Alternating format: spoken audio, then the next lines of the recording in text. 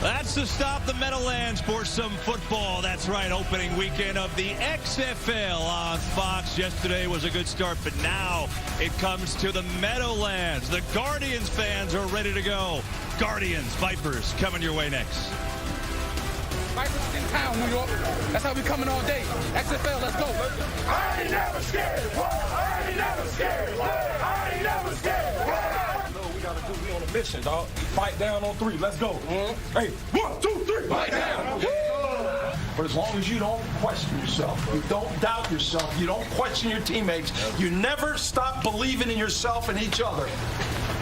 You know what? Our competitive toughness is going to take us to win today. I have no doubt.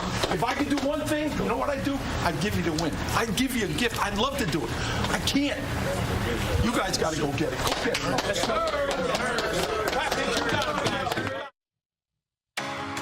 In this league, it's about making the most of each opportunity. Today, 2 teams will get that chance to showcase their talents, prove their worth. Absolutely sensational.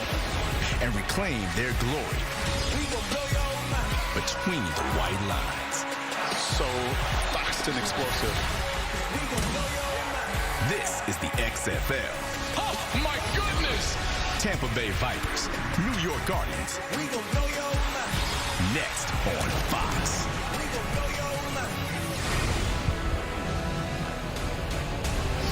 It's the XFL on Fox here in the Meadowlands. The opening game for these 2 franchises, the Tampa Bay Vipers and the New York Guardians. Excitement in the air. Can't wait. Glad to have you aboard. Here in the broadcast booth, here's my partner, 3-time Pro Bowl tight end Greg Olson, and I'm Kevin Burkhardt. So it's the opening weekend, a good start for the league yesterday, Greg, and just good feelings about this game and these players in it today. Yeah, I mean, there's one common theme to anybody you talk surrounding this league, and they just talk about what an opportunity this is. The players, the coaches, the executives, anybody associated with the league, they're so thankful for this opportunity to be a part of this game. The XFL has given them an incredible platform to continue to pursue this dream of theirs. And today's going to be a lot of fun. Yeah, we have some familiar names as well, and especially with local ties. You saw it there in the beginning. Here, the New York Guardians, their head coach is a guy the Giants fans very familiar with, Kevin Gilbride. Matter of fact, last time he was a coach was here as the offensive coordinator for the Giants in 2013. Yeah, the one thing the XFL has done a great job of, they've gotten the process of hiring these head coaches.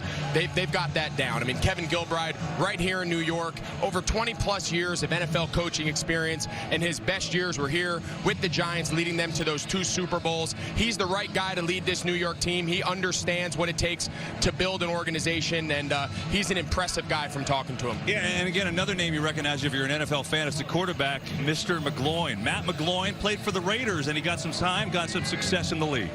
Yeah, talking with Kevin Gilbride this week, he made it really clear that Matt McGloin, when they listed all the quarterbacks they wanted to lead this organization in their inaugural season, Matt McGloin was at the top of that list. His leadership, his NFL experience, his maturity was all the things they were looking to be the leader, the quarterback of this Guardians organization, and he's been everything they've wanted him to be, plus some. Meanwhile, the head coach of the Tampa Bay Vipers, Mark Trestman, he has been around this game for a long, long time. Most probably remember him as the former head coach of the Chicago Bears. Yeah, real interesting guy, real diverse background in the coaching world, some CFL experience, some NFL experience like you mentioned with the Bears. He's trying to find a way to blend all of those past places and bring it all here together, play by these XFL rules, and see if he can cultivate this offense to be the way he wants it to be, but fit within the framework of this league. And their quarterback's a guy you probably know if you're a football fan as well. Again, a local kid, Aaron Murray, played high school in Tampa Bay and then was tremendous at the University of Georgia. Yeah, I mean, anytime you're the all-time leading passer in SEC history with the all-time greats that league has produced,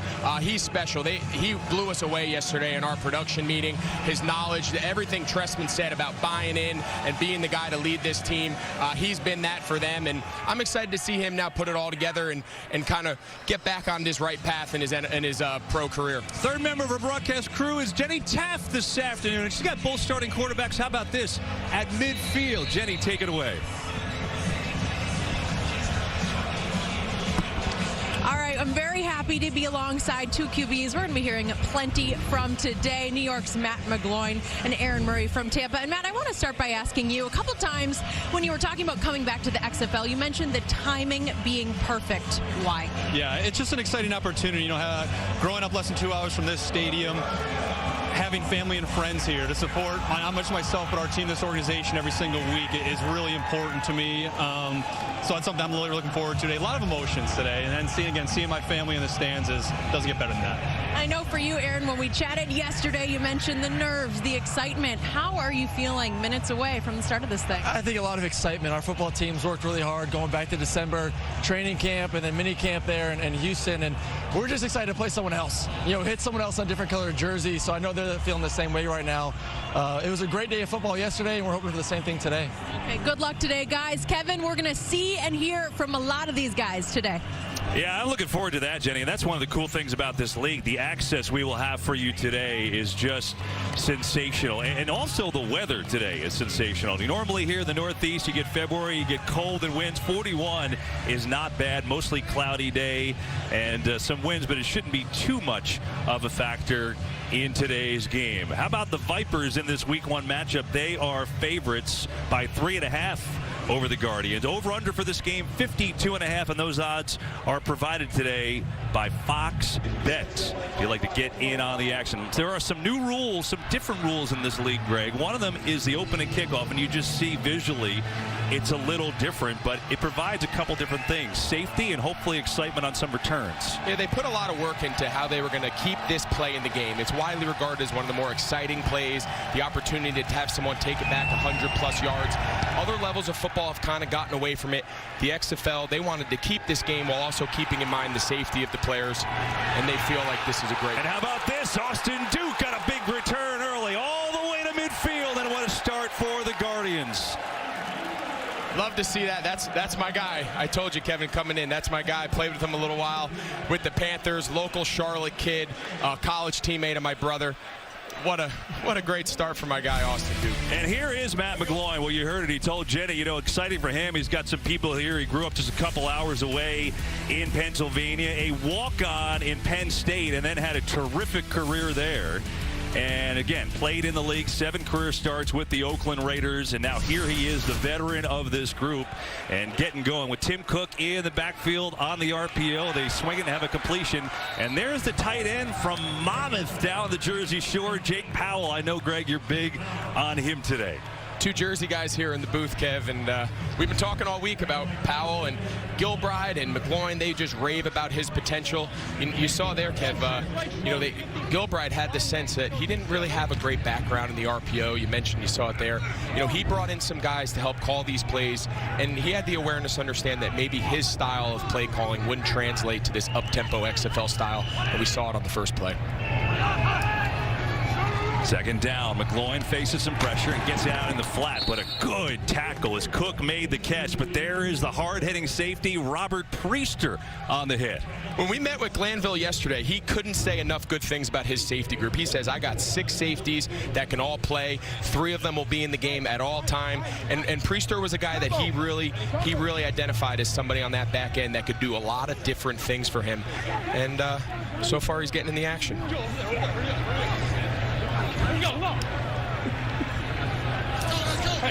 Leg 45, leg 45. Brings up a 3rd down and 4 for the Guardians on the opening drive of the game. They go with the eye, they'll run it to Cook, gets his first carry, and he is not going to get anywhere in the middle of that Vipers defense.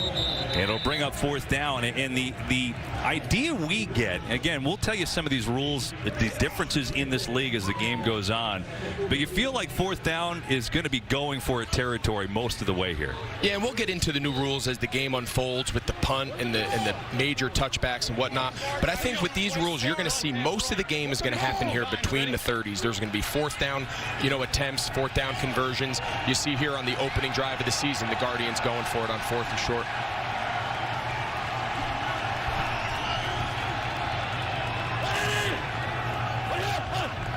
Here is McGloin. Blitz coming. Picked up. McGloin stands in. Fires. He's got a first down. It is Powell.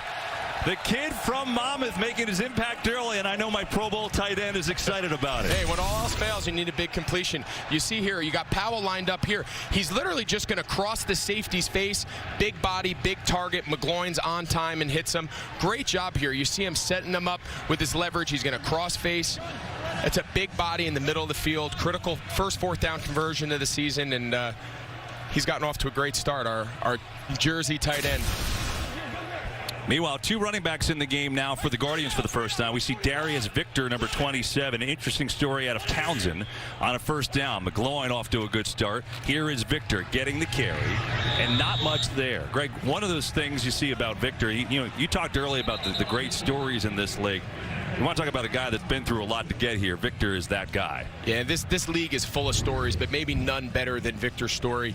Ivory Coast refugee, got his chance at Towson, rushed 41 career touchdowns in Towson, one of the all-time prolific players in that program's history. And to see him continue to get his shot here to play pro ball, you just can't help root for guys like him.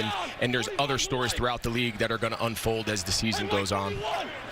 453 down, Mike 41, go to 45, 10. 180. On second down, pressure. McGloin hit as he throws, going end zone, incomplete. He tried to get it to Joe Horn, and if that name sounds familiar, because it is the son of Joe Horn, the former Saints wide receiver. A couple things in this league. There is an individual ball spotter. That's him. He's not an official. His one job to spot the ball, because the play clock in this league is only 25 seconds. Now remember, in the NFL, it's 40. That's a pretty big difference, Greg. It's a huge difference, and we touched on the first play with the RPO. Kevin Gilbride told us on our production call, in his past, especially with Eli Manning and his time in the league, everything he did was 2 plays, check at the line. He didn't think they had enough time in the play clock to implement that. Brought in some guys with some RPO, more college, fast, up-tempo experience, and you're kind of seeing that play out on this first drive. Third down, McGloin going near side, and it's caught. Beauty of a throw, and there is the first catch for Joe Horn, delivering, and it'll be a 1st and goal. Joe Horn was a guy that everybody talked about. The one concern with him is he was kind of late to camp. He was late joining this Guardians team, and their big concern, he can do everything physically. Does he understand our offense? And first series of the game, he's got 2 targets and a big first down conversion there. And McGloin's off to a good start, 4 of 5 for 39 yards. And a 1st and goal for the Guardians on the opening drive of the game in this first quarter. They got Mikhail McKay to the far side of the screen, and now we get a flag, so hang on. I was going to say McKay is a huge target. There were 12 people in the offense, which broke the huddle. That's a 5-yard penalty. Replay, 1st down. Our referee today of Jeff Heiser, making that call there on the first penalty of the game. And that'll move him back to the 11 on a 1st and goal.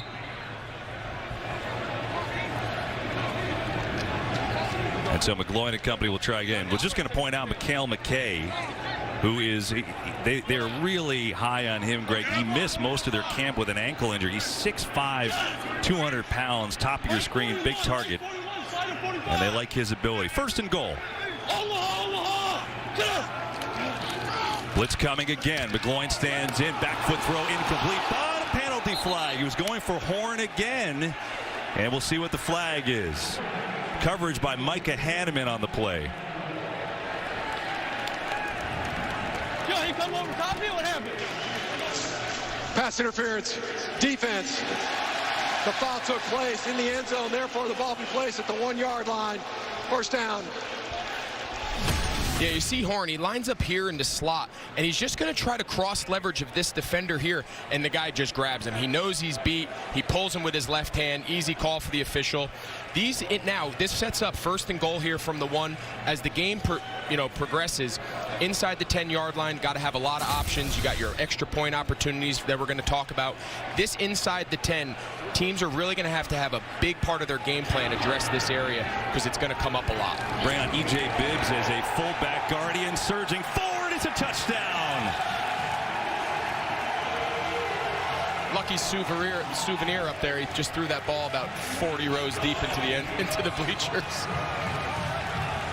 What a start on the opening drive, and Matt McGloin takes it in himself, and the first touchdown in Guardians history.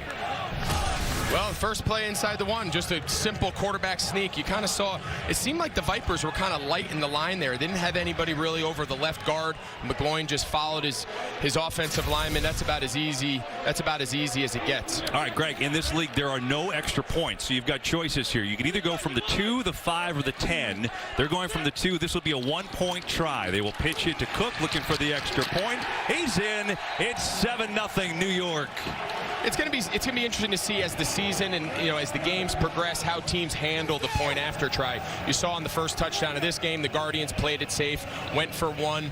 I think as the game goes on, there's going to be some strategies, some analytics that are going to play into those decisions. So the Guardians go right down the field on their opening possession. 8 plays, 48 yards, and Matt McGloin punches it in front of his friends. 7-0 New York.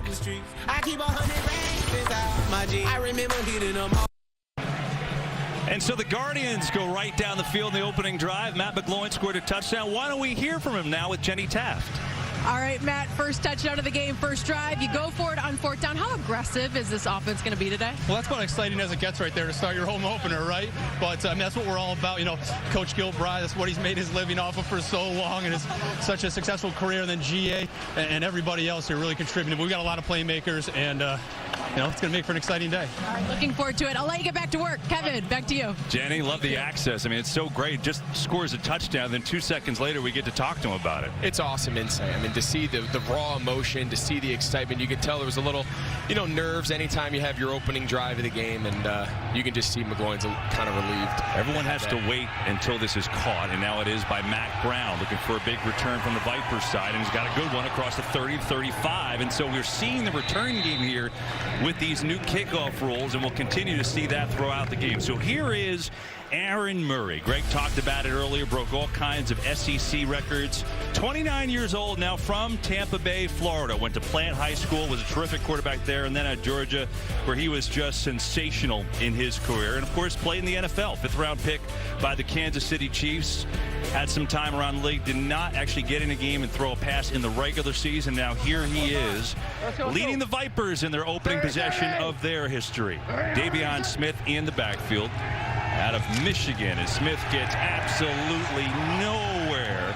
T.J. Barnes, the big old defensive tackle, was there on the stop. And so we look at this Vipers offense behind Mark Trestman. One thing that stands out, their receivers are all about 7'6". I'm exaggerating, but they have enormous receivers. They got some big bodies, and I don't think that's by accident. When we saw Trestman yesterday, both him and Aaron Murray, unsolicited, brought up names like Brandon Marshall and Alshon Jeffrey.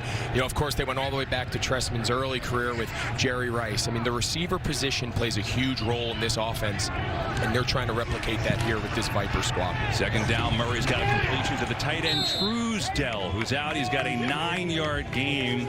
The former wide receiver, another one of those guys. This is quite an interesting story in the journey to get here, but they love his talent. I mean, here's a kid who's played in the indoor football league, the arena football league. He never let that dream of playing professional football ever die. Had some bad luck early with injuries and transfer. And again, a kid that when he went to college in 2008, he started this journey 12 years ago, and here he is finally getting his chance. And you can't help but root for guys like him. They all rave about his ability, his athleticism. He's a guy to keep an eye on today. And quickly on the 1st down, as we talk about Truesdell, so the Vipers continue. Quinn Flowers has just checked into game number 9. He is a fascinating guy, and he's at quarterback right now. Set records at South Florida. Let's see what he can do. They'll just hand it off here, and Davion Smith with a big hole, and then he fumbles the football, and Tampa Bay picks it up. Gerald Foster, the left guard, was there to save him as Dooley forced the fumble. People can't stop talking, though, about Flowers. His change of pace, I think they're going to use him at running back, even wide receiver, a little some there. You saw him playing quarterback, a little of the zone read stuff. He's a great change of pace guy that they can play, a little bit like the Taysom, the Taysom Hill down there that we all saw have such a big role down in New Orleans. I think as the game goes on, he's going to continue to find himself reps in this game. Jacquez Patrick in the game at running back for the first time out of Florida State. As they fake it to him, Murray, pressure in his face, throws, he's got a completion. Daniel Williams Williams, another one of those big wide receivers, hold on after the big hit. He's 6'2", 215 himself. It's going to be a hard play action. You're going to see Williams here on the left. He's just going to run what they call a short 8. He's going to hit his third outside step and just run a slant. The hard under center play action pulls the linebackers up. And Williams is a guy, every time you bring him up, he was the surprise of camp. He was the guy that nobody really anticipating having much of a role. He just forced his way into this offense with his work ethic, and he's a guy everybody raves about. Here's Tolliver makes the catch, and he's hit immediately by Bryce Jones, the cornerback. And he's going to lose 1.5 yards on that play. As we take a look at this defense led by Jim Herman for the Guardians, they've got some big guys inside. That's what Herman stressed. Barnes, Embu, guys like that. Heaney's a former NFLer, played with the Raiders. Might remember that name at middle linebacker leading this team. Yeah, Herman, he raved about that inside core D-line group. He said they're all NFL-style players, NFL guys that he's used to coaching at the NFL level, and he couldn't say enough good things about that group when we met with him. Murray had his tight end Thompson in the flat, just missed him, and it'll bring up a 3rd down and long.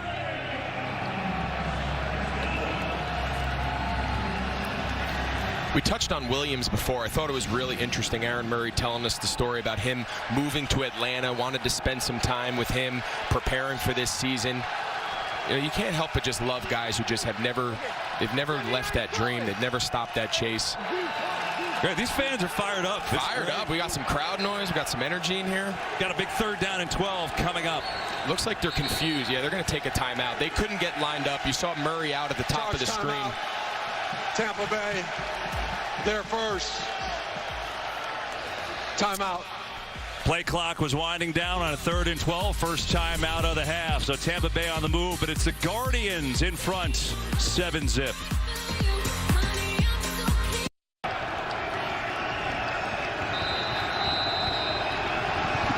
7-0 Guardians here in the first quarter. 3rd and 12 for Tampa Bay with Murray in the shotgun.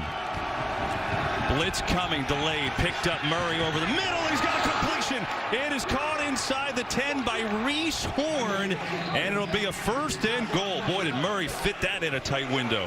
That's the kind of throw that everybody talks about with Aaron Murray. On time and rhythm. You see Reese Horn just running a square in route there. But that's a tight window. That's an NFL caliber throw right there. I mean, look at this. Got a nice picture of the ball with the markings on it. He was worried yesterday. He said if you throw a duck, everybody on TV can see it. But Aaron should be very happy. The ball looked good.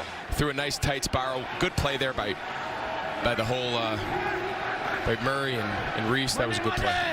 Davion Smith back in at running back on a 1st and goal on the fake. Murray in some trouble. Is going to float it to the corner of the end zone. It is knocked away. It is intercepted. Is it? It is. It's picked off by New York. Play before was so great. Then he comes back and he gives it to him. Andrew Soro was the man who came up with it in the pile at the end. He's down there, first down. You just made a great 3rd down conversion. You can see he's got pressure off the front side here, and he starts fading back. He tries to give his big tight end a chance. He just doesn't get it out there. If you're going to make that throw and you're trying to give Truesdell a chance at that ball's either got to be out the back of the end zone or it's only where your guy can get it. And you see Soro comes up with the deflected pass. That's a ball that Murray's going to want back. 1st down, you don't need to get it all on one play. Big stop there by the Guardians. You see Dewan Hines say no. He was the one that kind of played volleyball on that one, and then Soro was able to get the deflection before it hit the ground, and so a promising drive comes up empty, and New York will take over on their own 20. 5:01 to go in this first quarter. McGloin had a good start on the opening drive. It was 405 for 39 yards and the touchdown run. On the fake, looking to throw here, looking to throw deep here. He's got a man, and it is incomplete. It kind of hung up there. It was going for Pearson, and Anthula Kelly, it almost was on his shoulder for a moment, and it falls to the ground. Yeah, again, this is another RPO action. You see here, he has Kelly beat. And he just doesn't get the ball out. We saw a little bit of that when we went and watched him playing a scrimmage earlier in the offseason process. He's just got to get that ball out there where only his guy, where Colby Pearson can run and go get it. Kelly was beat, did a good job locating the ball. But again, you've seen both quarterbacks have their moments. That's got to be a completion. On second down, they're running here and running indeed to Victor. First down and then some. Darius Victor. Good hard running for him, and he picks up 22. See here, he just running the zone, just a play off to the left side, a little inside zone. Victor's a guy, he's a big-bodied. Kevin Gilbride compared him to a Brandon Jacobs from his time here with the Giants, kind of a big-bodied downhill thumper. Just an easy weak side zone play there. And this Vipers pass rush that really wants to get up the field and get after you, they're going to have to make sure they defend this run on this Guardians team. Gilbride is going to test them. You see him here with 2 tight ends, under center. They're going to test them in the run game today. Pressure right up the middle. McGloin on the rollout. Pressured again, and then coming near side and incomplete. Probably better off. So this Vipers defense is led by Jerry Glanville, now 78 years old. Of course, you probably know him from some avenue of football, the head coach of those good Oiler teams and Falcons teams back in the day. He's been coaching forever, former NASCAR driver, broadcaster. He's done it all, and well, we had a lot of fun with him for about an hour yesterday, just talking football and everything else. I didn't think the meeting was ever going to end. I'll tell you, though, I haven't had that much fun sitting around and hearing stories and listening to Jerry Glanville talk about his philosophy of defense. And, oh, man, he can share a story. And he brought up names from Elvis to Bud Adams, and he had it all covered. That was a fascinating insight into his mind of, he's lived a full life, and he's forgotten more football than a lot of us have ever known. You talked about Elvis. He was famous for years. He would leave tickets for Elvis, right? He would leave tickets at the Wilco window for Elvis. So we asked him, is he still doing that? He said this time he brought that.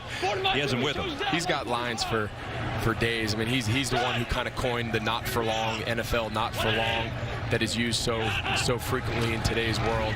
Third down, McGloin, back foot throw, going deep again, jumping grab as he inbounds. You only need 1 foot in this league, and he did not get any. So they're trying to get it to T.O. Redding, who made a great try, but it's incomplete. Great job here by Kelly. You see him use his hands and his body. He doesn't let the receiver ever stack. So what that means is the receiver is taught on those outside routes to stack the DB, to give the quarterback space to throw the ball to the outside. You see him running with his hands, compete, and just finish the play and just drive him out of bounds. That's a good job trusting his technique there by Kelly. We saw 2 nice pass breakups on that possession there by Kelly. That was an area that Glanville felt a little unsure about, the depth of his corners, and so far Kelly's held up pretty well. Vogel will punt it away. Reese Horn back to receive. And a fair catch called for inside the 20 and taken at the 18-yard line. Well, it's interesting that this is the first game for these two franchises in the XFL. We showed you Glanville, the defensive coordinator for Tampa Bay, Gilbride, the head coach of the New York Guardians. Glanville gave Kevin Gilbride his NFL break. He hired him in '89 with the Oilers. And when he took us through that hiring process, talking about, Steve Mariucci, he interviewed Tom Coughlin. He said all these were unknown guys. He ended up hiring Kevin Gilbride, gave him his first start in the league. It's cool to see these two guys catch up all these years later on the debut season of the XFL. And so here is Tampa Bay, that promising drive, and then intercepted in the end zone. They're going to run it, and power run indeed, and they get a first down with Davion Smith, who rolls it to the outside. Went to Michigan, 25 years old, got some time in the league, actually with the Dolphins a couple years ago. Also had time with the Redskins in the preseason 2 years ago, and then was in the AAF last year. Bad Floyd. And now here he is, the starting running back for the Vipers. Picks up a first down.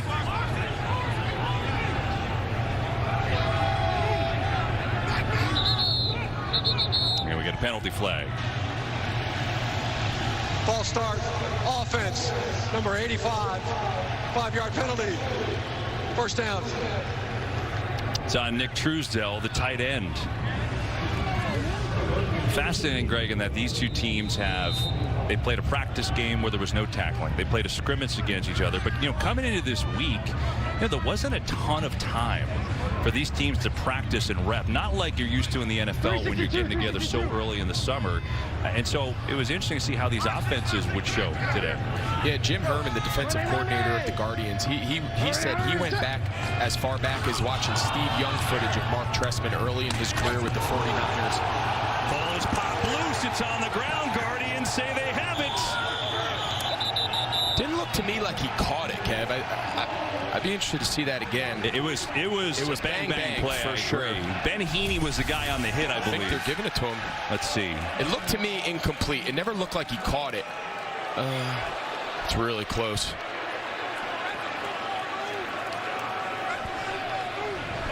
It's close. Well, this is, for the most part, the rule book of this league is based on the NFL. There are some changes and adaptations, some differences. In this, the one thing is college, you have one foot in as a catch. Stop the game, stop the game, stop the game.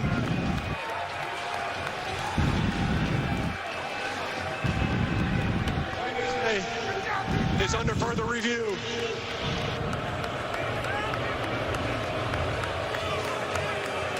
All right, so Robert Liu is our replay official. One of the all-access points is we can listen in. Let's do it. The field is a completed catch and a fumble. Okay. Is that your ruling? Is that the ruling on the field? The ruling on the field is a completed catch, fumbled by the receivers. New York picked up the fumble, recovered in advance. First down, New York. Okay. We have a good view here. When he landed on the ground, he only had 1 foot down. The ball was jarred loose, so it's going to be an incomplete pass. We're going to change it to an incomplete pass. So give me down and distance on the previous play. Okay. Give me 1 second. Should be second and 15, right? 25-yard line. Should be second and 15, correct? Second and 15. All right. Okay.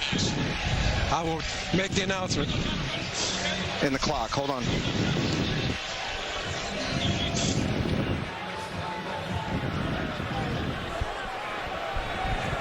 So, Greg, A, you were right, and B, this is a really cool insight on the interaction back and forth between our replay official and our referee down on the field. And as you said, never really completed the process of the catch, and so it's just an incomplete pass. And we'll hear the official announcement, I think, in a moment. But after further review, the receiver did not complete the process of the catch. Therefore, it is an incomplete pass. It will be second down and 15.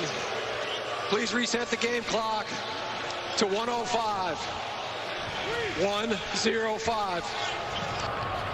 Yeah, I think to your point, Kev, so often, people are used to seeing plays challenged, confirmed, overruled.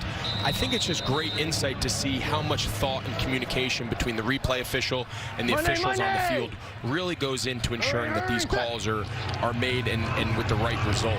Second down and long now after the reversal. And here is Murray being pressured and just throws it away. He had to get rid of that one. Savon Walker was in hot pursuit, and now a third down and long coming up with 50 seconds to go in this first quarter. We were talking before what Herman was talking about, the D coordinator of the Guardians. Just to finish that thought, they were going back to 49ers film of Steve Young and Jerry Rice and back to Chicago, and they said, all right, guys, here's the plays they've ran against us in these scrimmages, but here's the next level, the layer that they're going to add to those plays we've seen, and be prepared to handle that. I just thought that was a really interesting concept.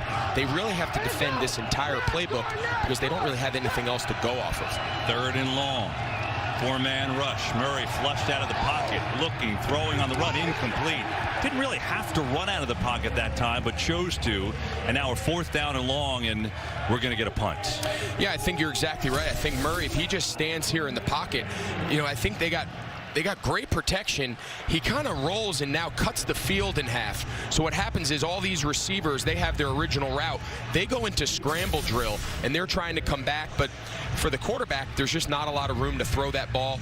He's got to sit in the pocket there and deliver that ball on time. And so the Vipers will punt, but first we've reached the end of the first quarter here. The inaugural weekend of the XFL on Fox. The Guardians and Matt McGloin scoring on their opening drive. They've got a 7-0 lead after one.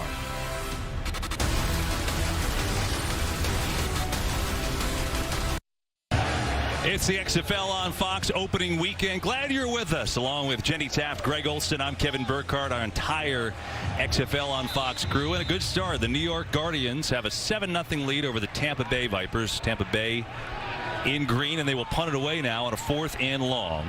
Jake Shum back to punt it and gets it off. Boston Duke. And a big return to start this game on a kick. This on a punt. Runs into his own man, and not much doing there. And why don't we take a look now, some of that all-access. Cornerback Jamar Summers for the Guardians mic'd up. Let's go! Turn me up! Turn me up!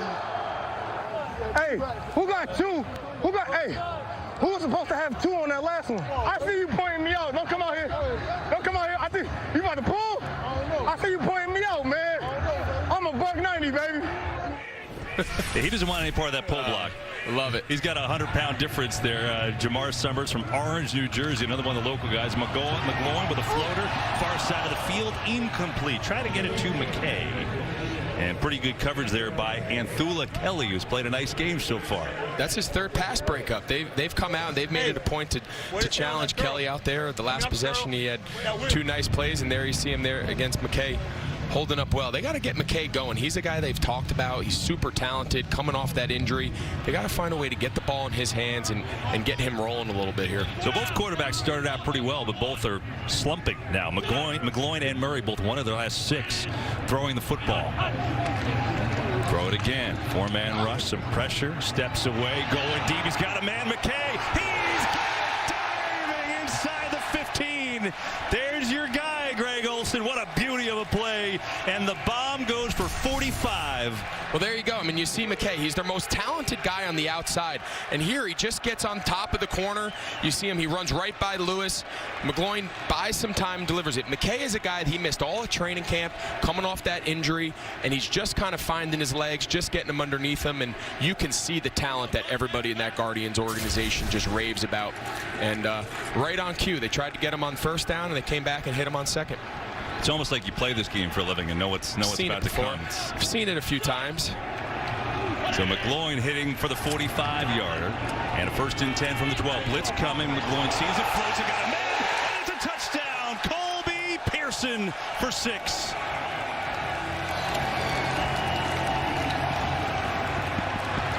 Great job by McGloin here. You're going to see they bring the free safety down to the side of Pearson. Right, so you see this guy here. He starts walking up. McGloin sees it, and he knows with this safety in the middle of the field, this whole side of the field now is for Pearson to operate. That's great pre-snap read by McGloin. We talked about at the top of the show his experience, his leadership, his ability to see things, all played off there. One simple pre-snap read allowed him to identify the one-on-one coverage, and Pearson ran a great route. And they will go from the 2-yard line, which is a 1-point attempt. There are no extra points in this league. They just hand it off right up the gut, flying into the air for the extra point conversion is Tim Cook, and it's 14-zip New York. We've seen both teams just pretty much just kind of run it right at him on the. I mean, they're just running inside runs right at him. Cook's a big body. We saw the Vipers do the first thing on their extra point. They tossed the ball. I want to see somebody change it up a little bit, though. Go for 2, go for 3. I think the easy route is to just continue to play for the 1. I think as the game goes on, get an insight into what some of their strategy looks like. Yeah, we'll see. Again, it's 1 point if you go for it from the 2. It's 2 points if you try the conversion from the 5-yard line. And then if you go from the 10-yard line, it's 3 points. We both don't really expect to see that until late. If you're trailing big, it's an easy way to get back in the game. But certainly think that you'd see more 2-point attempts as this thing goes on from the 5 with a decent percentage. But the bottom line is it's 14-0 New York. The big play there, the 45-yard hookup to Mikhail McKay on the diving catch that set it up. And then McGloin, who's got a touchdown run and a touchdown pass today. And it's 14-0, and Tampa Bay has some work to do early in the 2nd quarter.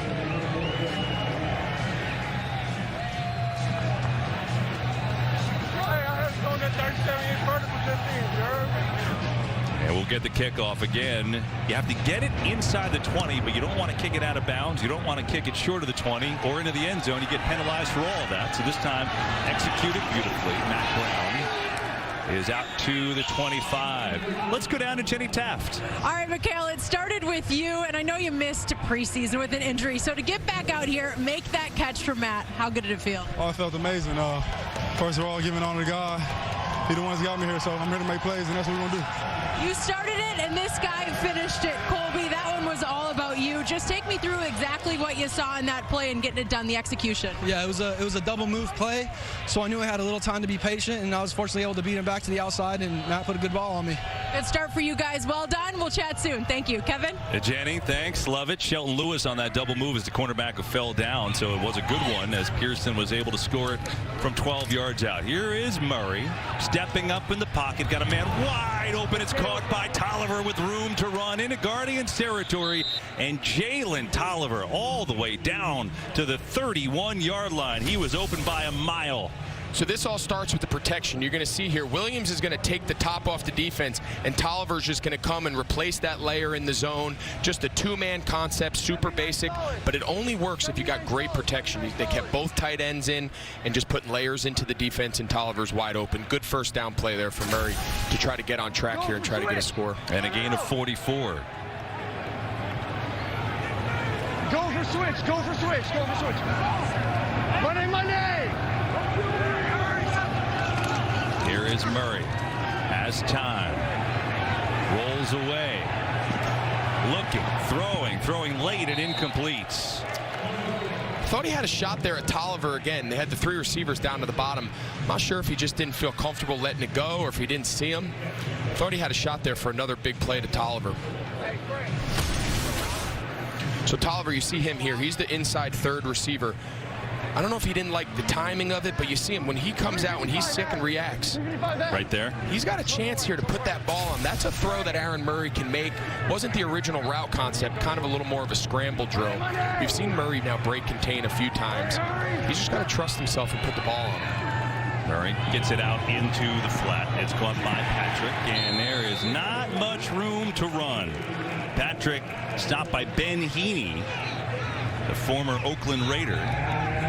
It'll be a third down and long. Tampa Bay's found themselves in these third and long situations a couple times already today, although they are 2 of 3 on third down. I think this is one of those spots Trestman's got to consider this 4-down territory here, right? He doesn't have to get all this on third down. I think realize you got 2 downs here to get 11 yards. This part of the field, down 2 scores. It's only a 4-man rush. Throw is incomplete. Not sure who that was to. There was a couple receivers in the area. Truesdell was there. Tolliver was there. And now a 4th and long.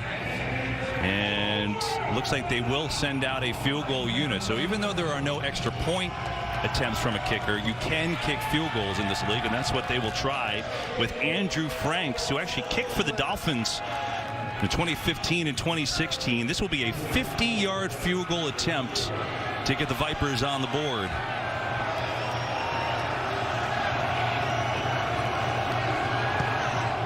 And Franks is no good. It's a long kick in this stadium. NFL kickers have always struggled here. Franks just a little left, and the Guardians continue in the league 14-zip. Greatest day in all of racing returns. The Daytona 500 kicks off the 2020 NASCAR season next Sunday, 2:30 Eastern, with a pre-race beginning at 1. It's only on Fox. Look forward to that great event. And here it's the opening weekend of the XFL on Fox. Good one from East Rutherford, New Jersey. 14-0 the home team. The New York Guardians in black. There they are with Matt McGloin and company. McGloin's got a touchdown pass. He's got a touchdown run. And this Guardians offense off to a good start early in the second quarter. Victor, pressure in the backfield, and he's got nowhere to go. So it's interesting. Kevin Gilbride, we told you, the head coach of the Guardians, patrolled these sidelines with the Giants for so long as the offensive coordinator, winning Super Bowls with Eli Manning and Tom Coughlin. But there is George Mangus, who is the quarterback's coach, who is calling the plays. And we both found that fascinating because Gilbride has made a living of calling plays. It's the first time in Gilbride's professional life, essentially, that he hasn't called the plays. And it was just really interesting insight, the amount of thought he put into it. He said, listen, my style of play calls, it worked in the NFL. It worked under that 40-second play clock. It might not work here with these adjusted rules and this more up-tempo. All right, here we go. I need to. Here we go. Stay in three wides. Three wides. Let's go. Gun half left. 81 key captain. W stutter go. So we finally got the comms 81 key captain W stutter. So now we hear the play call from Jay Mangus. We've been waiting all day to hear the play calls. I think it's such a unique insight. We finally got that back up and working. But like we were talking about before, he needed someone that had a little more of this up-tempo, no-huddle, RPO type offense. And he turned over the play calling to Jay Mangus. I thought that was pretty interesting for a guy who's made his whole career as a play caller. As the blitz was picked up there, but McGloin was off the mark to Joe Horn. It'll be a 3 and out. And Jerry Glanville's defense gets a much-needed stop, down 14-0.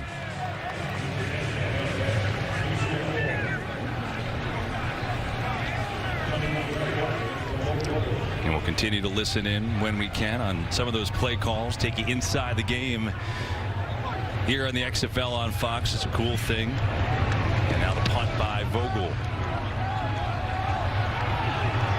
Here's Horn, fair catch. Back at the 12, where we will take a break. 9:25 to go in this first half. The Guardians in control early. It's 14-0. 14-0 Guardians lead the Vipers here week 1 the XFL on Fox, and Guardians head coach Kevin Gilbride now joins us on the headset. Kevin, it's Kevin and Greg upstairs, and I'm just curious your take on Matt McGloin running this offense. What do you like so far? Well, I think he's done a great job. He's seen where the pressures are coming from. I think he's identified where those things are, directed our protection the way it needs to be. He's made some terrific throws. We just had a little miscommunication on that last one. We were trying to run a hook route to Joe Horn, but other than that, I think he's really done a terrific job. Hey, Coach, this is Greg.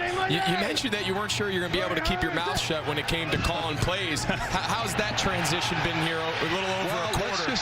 Let's just say I'm making a lot of suggestions. But I'm trying to do it at the appropriate time. All right. All right, Kevin, appreciate. Go back to coaching. We'll see you later.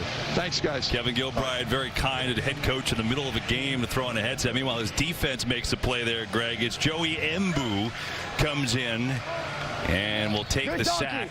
And it'll be a second down and long. I love that, right? We were talking about maybe he hasn't totally given away the play calls. You can't change him. He's made his whole career as a play caller. He's in G.A. Mangus's ear this entire game. He's not fooling anybody. He fooled us temporarily anyway. Daniel Williams has a catch. And he's on his feet out near the 20. See where they put it out of bounds. Right at the 21. So it'll be a third down and short coming up. Aaron Murray just trying to get in a little groove. He's faced some pressure here today. 7 of 14 for 94 yards. And remember the interception in the end zone after a really nice drive. 55 XX. Murray's got to find a way here to just get in a little rhythm, convert. You see there's a lot of trying to get this play called here. Oh, hey, 67. He's looking 67. around. Sure what they're doing. There we go. Remember, with that 25-second play clock, things escalate quickly. Play clock at 10, plenty of time. 3rd and 2. Pressure up the middle. Murray fires, got a completion. It's Williams. First down, out across the 30. And they go with the quick hitter that time, and it worked to move the chains. Yeah, and this is about as simple as it gets here. It's just a 3-man concept. They're going to run a guy to the flat, and they just brought Williams in on just what they call a snag route. He comes in. He's got a lot of really good talented players around him. Their skill, they kept 9 wide receivers, which is kind of unheard of. They feel really strongly that they got a rotation of wideouts that they can put in there at any position and really get after guys. That's a position on this team they feel is a strength. Davion Smith 5th out across the 35. Well, I guess you keep 9 wide receivers. It's like playing the odds. Like, you figure a couple of them are going to... Somebody will be able to play, right? Going to work out, right? We know this. They kept not only 9, and then they kept a lot of guys who have some major league size. I mean, there's Reese Horn, number 18. He's just a slot receiver. I mean, he's 6'3", 222. And I know not in today's, football, not every slot receiver is, 5'8" anymore. But that's a big guy to put in the slot. He's got a great group. I mean, he couldn't say enough good things about the group of guys around him at the receiver and tight end positions. Murray, blitz picked up, throw a little behind, but he's got a completion. That was a great catch by the aforementioned Horn for a first down. This was the same play we saw him hit on the drive prior to the pick. Horn's here off the screen to the left, and he's just going to cross the safety's face. We talked about it earlier. In the first quarter, he ran the same route. That seems to be a play that him and Murray are comfortable with. They got to keep finding those rhythm passes, get the ball out of his hand on time, and again, use these receivers that he has that are so talented. Money!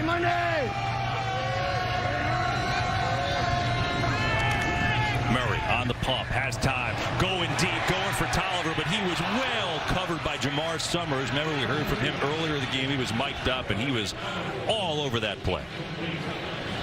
Interesting when we're talking about play calling from the Guardians side.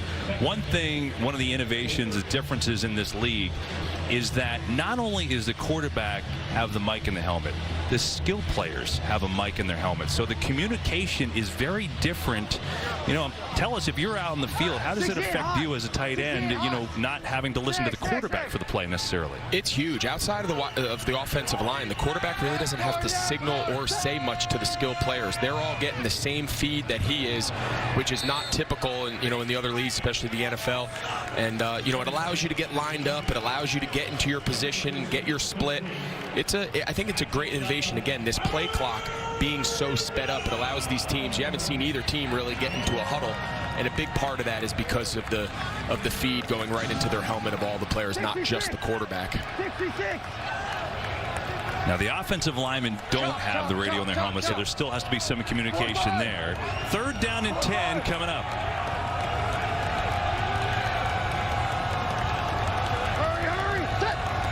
Murray, blitz coming.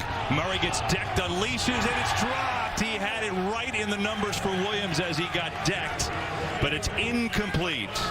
I mean, I'll tell you what, Murray hasn't been perfect. He's had the pick, but that right there, he did everything he could. Ben Healy, you see him, he comes here. He puts his helmet right in his chin. He throws that ball on time. Williams just has to catch the ball. He threw it on time, a little comeback route. He's got plenty of distance for the first down. He's just got to catch the ball. Interesting here in the punting game, another one of the rule variations. If the ball goes out of bounds here, anywhere inside the 35, the ball gets put on the 35-yard line. So it's not necessarily a gimme to punt, even though it's a 4th and long. This one not in danger of going out of bounds. Duke's going to take it and looking to make people miss, and it works to the Vipers' favor, as the Guardians will be deep in their own territory with 4:37 to go in the first half. Matt McGloin, well, he's looking pretty solid in this game here, going over the middle, working in the tight end. I know you love that. And then McGloin standing in, delivering a ball in a tight window to Joe Horn. How about the quarterback sneak doing it himself to get the Guardians on the board? He fired in a souvenir. And then how about a little floater on a double move? You like that, Greg Olson? He's again, they talk so much about his poise and his experience, his maturity. He's gotten off to as good a start I think Kevin Gilbride could have hoped for in their first home game to start out the season. And as we say that, there's confusion on the field, and they had to waste the timeout right on cue. Yeah, so the Guardians call their first timeout. If you notice on our little score bug there is only 2 timeouts per team per half. So that is a little different than we're used to. One thing of note, we listened into the replay official before and heard that conversation. The replay official has a chance to call down and stop the play to look at any play, but a coach cannot initiate a review. So again, little subtleties, 2 timeouts each, and now they're down to 1 timeout each remaining in this first half.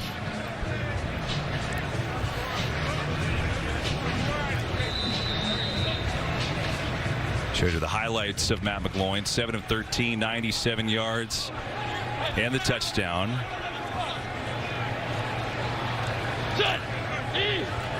And here they go from their own 15. High snap. Comes near side. Victor knocked him over. Then he gets on up. And he swarmed just before the 20. Victor's going to pick up 5 yards. Yeah, he's just, again, this is he's throwing this ball to Victor. The other 2 receivers are going out to block. There's no reads here. He's catching this and just throwing it to his back.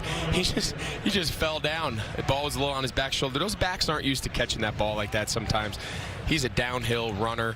I don't know if the passing game is very much his strength, but just trying to get the ball out in space to their backs, use their receivers as blockers. They didn't get as much as they were hoping there. Vipers show blitz. They come with it. McGloin sees it over the middle. McKay catching traffic, makes a move, and he's got a first down for New York. Well executed by McGloin and McKay. They bring pressure here. Yesterday, Glanville told us he was really going to dial up the pressure. You see him bring McKay. He does a great job crossing. That corner is driving on that ball. He's hot there. He's adjusting his route. McGloin knows he's not protected to that side. He's got to buy some time and deliver that ball. McKay, you can see now he's starting to get comfortable. He made the big play earlier to set up the touchdown. He's a guy, big body there at that single side receiver. They feel real good about that matchup.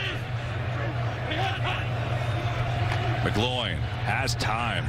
Now he's going to roll away from late pressure, pointing deep, looking to throw it there, and he's going for his tight end, Powell. And he can't hook up with Powell. Let's go down the field again. Jenny is working hard. She's got Aaron Murray of the Vipers.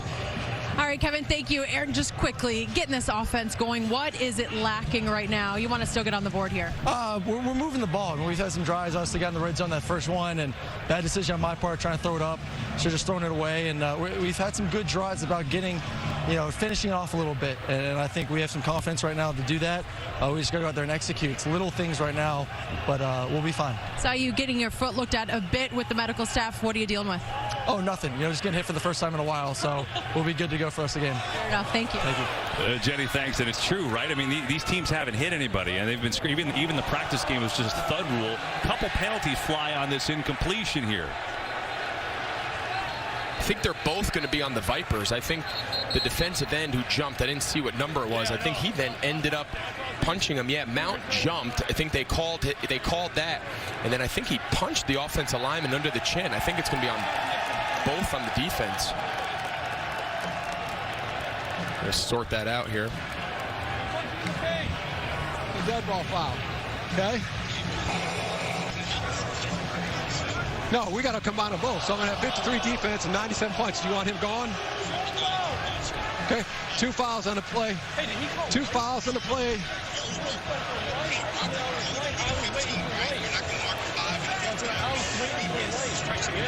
Correct. Yeah, because one's live and dead, but you only get one. Yes. But 97 is going to.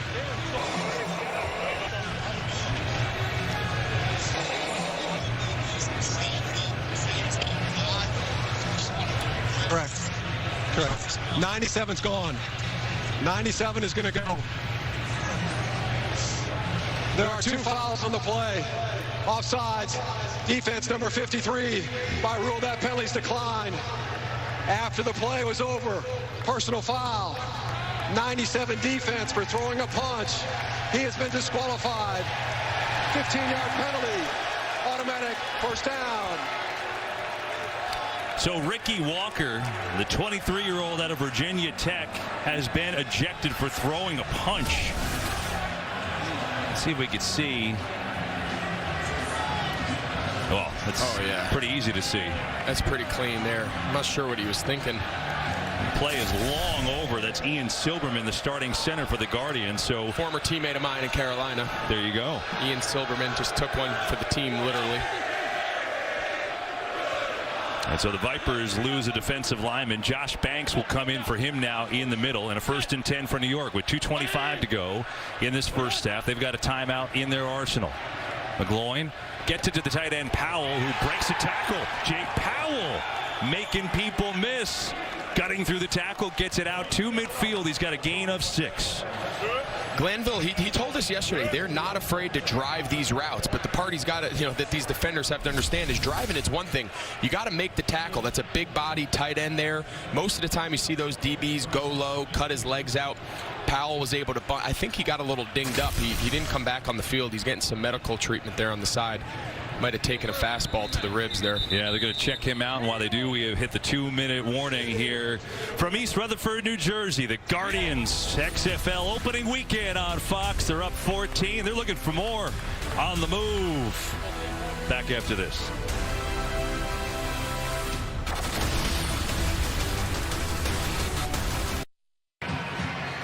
SkyCam this afternoon is brought to you by Roman, as we've got 2 minutes to go in the first half. 14-0 New York leading Tampa Bay. And this is interesting. A different rule for the XFL is the comeback period. So you're talking about the 2 minutes of the first half, 2 minutes at the end of the game. Anything in the field of play, the clock will stop until the ball has been spotted, and then 5 seconds run off the play clock. And then incomplete passes and out of bounds, the game clock will stop until the ball is snapped. So the bottom line is you don't have to run a boundary play. You could do anything you want in the middle of the field and still get to the line and run the next play. And you can run the ball if it's a short yard situation. The run is still there because even after that play, the clock stops. It gives the offense a lot of opportunities to sustain the drive. And just like you said, it's called the comeback period. They want more offensive plays under 2 minutes. Well, they've only got one timeout, but with those rules, it changes everything. Vipers look like they were offsides. There is a flag, and this play never existed. Might have been a little too far offsides from Bobby Richardson. We'll see. We'll get the call. Offside defense, number 91, unabated the quarterback. 5-yard penalty results in a first down.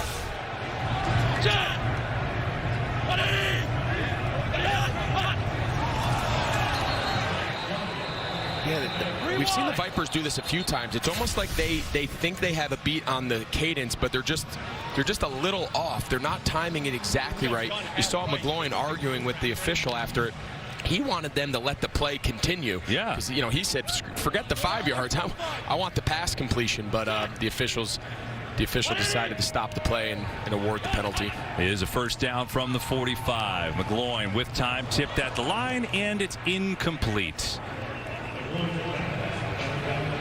Josh Banks got his hands on that one with 1:56 to go in this first half. So what's your take on McGloin and the job he's done with this offense here, the first real action for this squad? I've been impressed. I think they're going to be very balanced. Any Kevin Gilbride team is going to want to run the ball. They're going to be balanced and play action stuff. Again, he's got some weapons on the outside that he can use, but I've been impressed with him. I think he's done a nice job. He's orchestrated. If they can get points here and go in up 3 scores at the end of the half, that would be huge.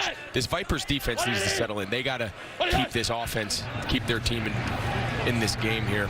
Back foot throw. McGloin has a man. Horn caught as he inbounds. He is not.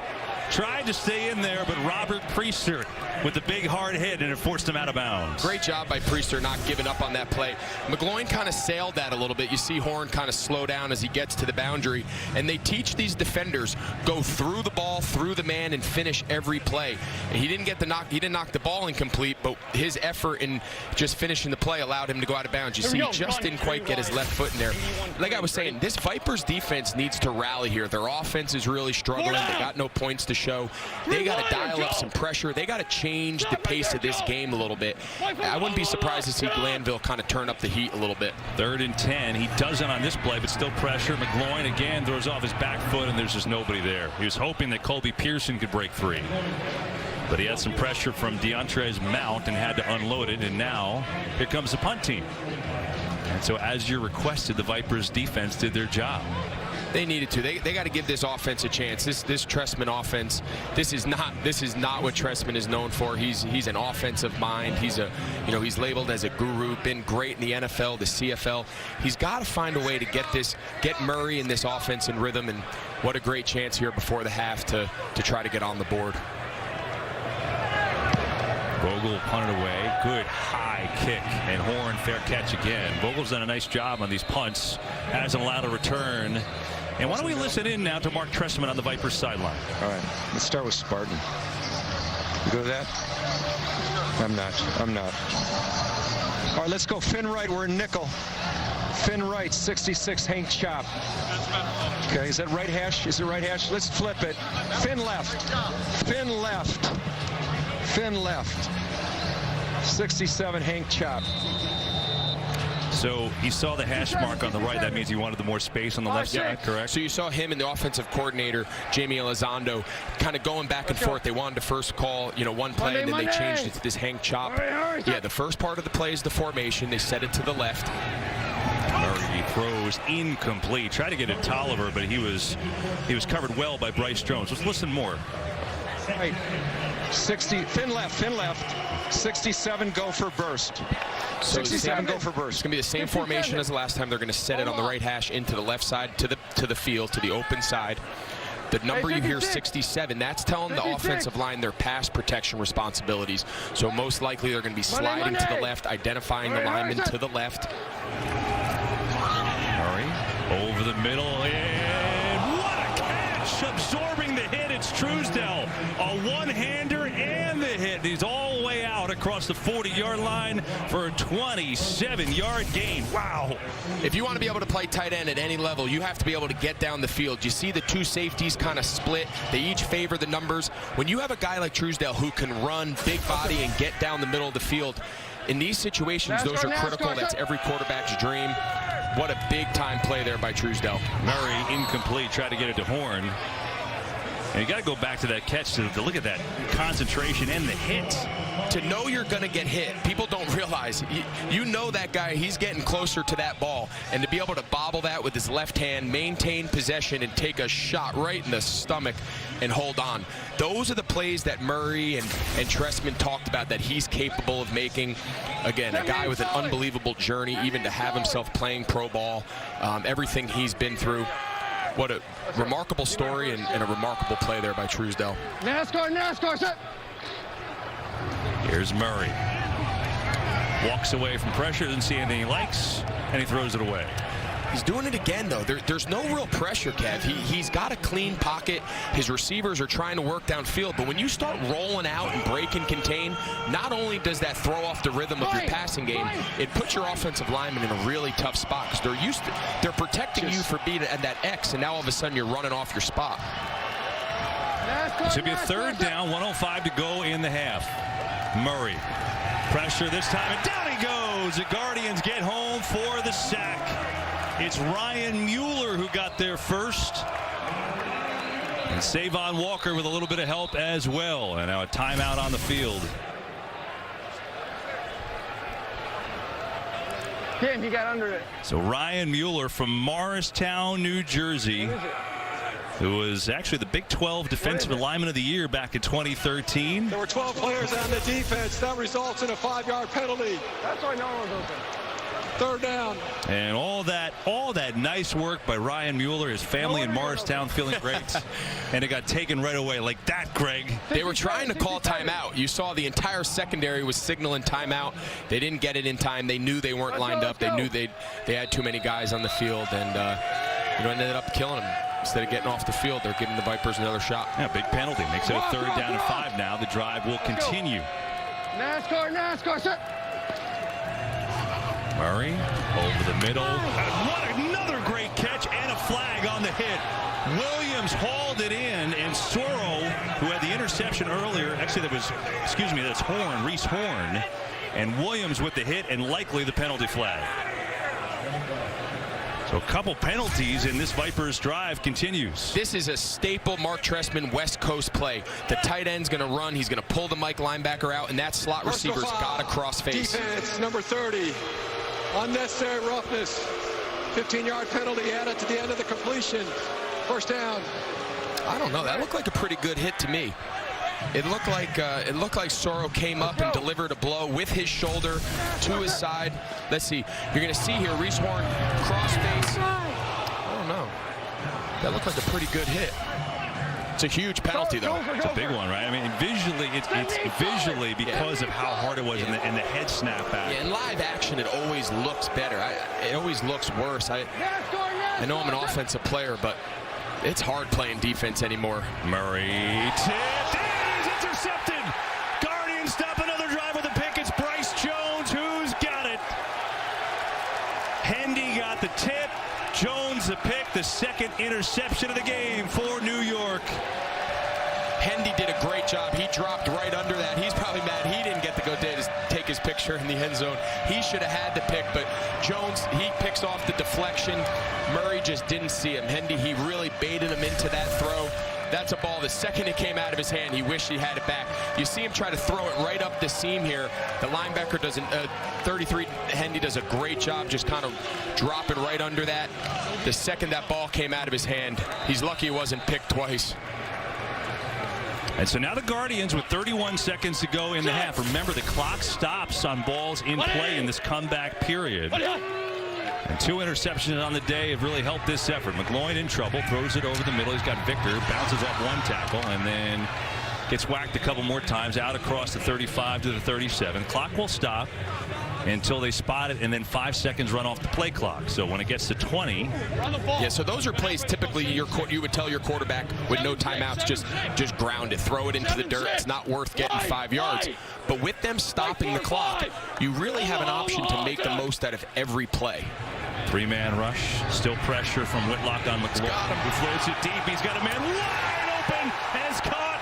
Pearson's got it into Vipers territory down near the 30. Timeout called 5 seconds to go in the half. Wow. 32 yards on the hookup. This got to be just a busted coverage. Oh, exactly. So the corner, he's sitting and driving. Glanville told us yesterday, right, Kev? Everything they do is combo coverage. You run a 2-man route, we're going to sit and we're going to drive. Well, the corner drove. He drove the tight end, Powell, and there's nobody guarding Pearson up the sideline. That's just mixed communications. When we heard that from Glanville yesterday, we were a little surprised he was trying to put in such complex defensive coverage in such a short period of time with a lot of inexperienced players, and you saw it kind of catch him there. Yeah, they've had the deep ball today, Greg. It's been a factor, right? I mean, 32 yards on the play there. We saw the 45-yarder to Mikhail McKay earlier, and now with the 1 timeout, they called it, and they will have a field goal opportunity, try and make it a 17-0 game with 5 seconds left in the half. Matthew McCrane is their kicker, formerly Kansas State, kicked in the league for Oakland, Arizona, and Pittsburgh, all in the same year of 2018 in the NFL. His long there was 47 yards. See his numbers at Kansas State. His career long at college was 54 yards. This is certainly within his range. This would be a 49-yard field goal for the Guardians. Vogel is the man to hold. And now we get a whistle. A timeout. This kick is not going to count. And the Vipers call the timeout. The old kick, charge timeout. Tampa Bay. Do we still ice the kicker? I guess we do. I didn't know that was still a thing. 30-second timeout. But it is here. Still a thing. Still a thing. And so we'll try to do it again and take that moment to remind you that more football is coming next weekend. The New York Guardians take on Cardale Jones and the D.C. Defenders Saturday at 2 Eastern on ABC. And then on Fox, these Tampa Bay Vipers head to Seattle to face Keenan Reynolds and the Dragons at 5 Eastern. Keenan Reynolds, remember that great quarterback in Navy, played for the Seahawks this year as a wideout, and now quarterbacking Seattle's franchise. That'll be fun. It's the opening weekend of the XFL. It's been a good start, and a good start for the home team and the Guardians. Again, we'll try the 49-yard field goal from Matthew McCrane. Hold is down, kick is up, and it is right down Broadway. 17-0 New York at the half. And the first field goal try by Matthew McCrane is right down the middle. And a great half for the Guardians. How's he feeling about it? I'd say pretty good. Matthew McGloin with a nice first half. He's got a touchdown pass, a touchdown run, 154 yards passing, and a finger in the air because it's 17-0. Guardians. Down to the sidelines we go again with Jenny Taft. And Bryce Jones and Andrew Zorro, the difference makers in that half. Now take me through the interception and the celebration and how good it felt to be back out here. The safety made a great play. AJ made a great play on the ball. We always say, like they say, tips and overthrows, you got to get them. I was just having to be in the right place at the right time. Coach said when we get one, he wants the whole team to celebrate. So we've been doing this together for a couple months. And, so we got down there, we celebrate together. And that was a great rep by that kid, too. That was a great rep by that kid. What is working so well for this defense right now, Andrew? Right now, I think it's just the energy. You know, we came out high intensity. You know, great energy, great crowd. We just feeding up the crowd right now. The coach is making some great calls. We just executing the calls that he's making right now. What a half for you guys. Well done. Let's have some more fun in the second, right? Yeah. Okay, see you guys out there. Kevin? Jenny, appreciate that. Great stuff from the guys in this defense for the Guardians, doing a job. On their way to a 17-0 first half lead, and so the XFL debut in New York. The home fans are loving it. They're up big on Tampa Bay. Halftime in the XFL is only 10 minutes, so we'll be back in a jiffy with some highlights and more. Back after this.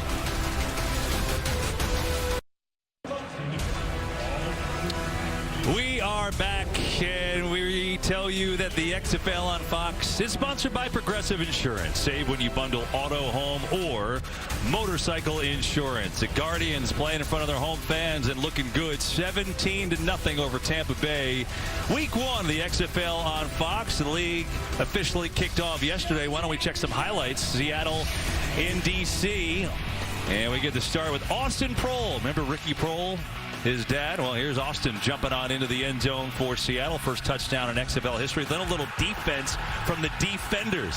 See what I did there? Touchdown on the punt block.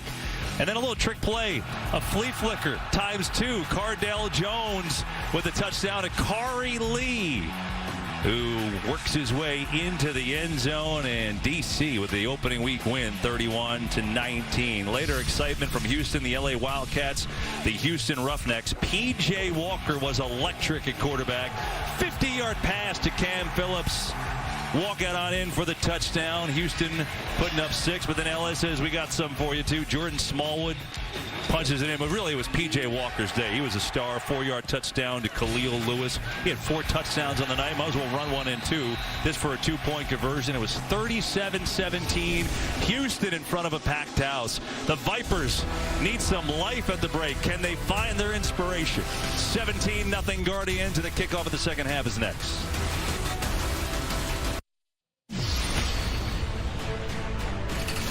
Have to fight from the beginning to the end of this game. 1, 2, 3, fight down. Guardians surging forward. It's a touchdown. What a start on the opening drive, and Matt McGloin takes it in himself. It is. It's picked off by New York. You see Dewan High and say, no, no, no. We have a good view here. When he landed on the ground, he only had 1 foot down. The ball was jarred loose, so it's going to be an incomplete pass. It's a touchdown. Colby Pearson.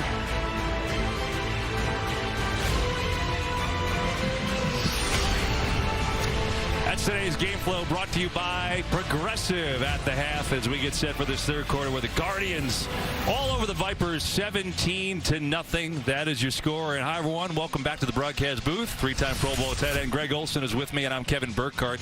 You know, so we started talking about the head coaches, the quarterbacks, and offense, but really the Guardians' defense has stolen the show, Greg. Yeah, Jim Herman's got to be thrilled, right? His Guardian defense has really set the tone from the early. The 2 big turnovers, a couple big hits. They really got their team off to the right start defensively. You see here early in the game, Murray kind of floating back, pressure in his face. You heard him tell Jenny he wish he had that throwback. I'm impressed with this Guardians defense. So much of it was about the D-line, but their secondary, their linebackers, their back-level guys, they've done a great job for Jim Herman and Kevin Gilbride.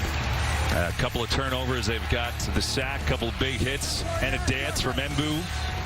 And then, yeah, we showed you the interception in the end zone, but then another Vipers drive. And all kinds of pressure. Here's the other pick by Jones, and that drive at the end of the first half, of course, they converted into a field goal, and that's why it's 17-0 as we get set for this third quarter. Let's go down the sidelines with Jenny Taft. All right, Kevin, thank you. Jerry Glanville, D coordinator for the Vipers. I just want to know what was addressed at the break and what you'd like to see differently in the second. Well, we really addressed it before we went in at break. We had a combo coverage on the slot, so we had a double, and he catches a touchdown pass. You can't catch a touchdown pass if we got you double. Credit them, our bad. And the next time we're in the 3-deep zone, and when the quarterback scrambled, the corner ran up, and they threw another touchdown. So we've given them 14 points on 2 mental errors, and then we got penalties. If you get penalties, they end up with points. We got to stop the penalties. We're hitting them good. We're bag-bagging them. We're gang tackling them, but we got to play a whole lot better. All right, I appreciate your time. I knew you've been coaching for 7 decades now, Jerry. We are lucky to have you. Thank you. Oh, thank you. Denny, appreciate that with Coach Glanville as we get set for the kickoff, and here it is. And the Vipers have with Mac Brown looking for a seam, and he's going to work his way just across the 30-yard line, and we'll see this Vipers offense, which has moved the ball at times, but they've been obviously a little topsy-turvy. Murray 12 of 26, 156 yards passing with the 2 interceptions here today as we take a look at his numbers. I don't know if your number's that high, but I'm off.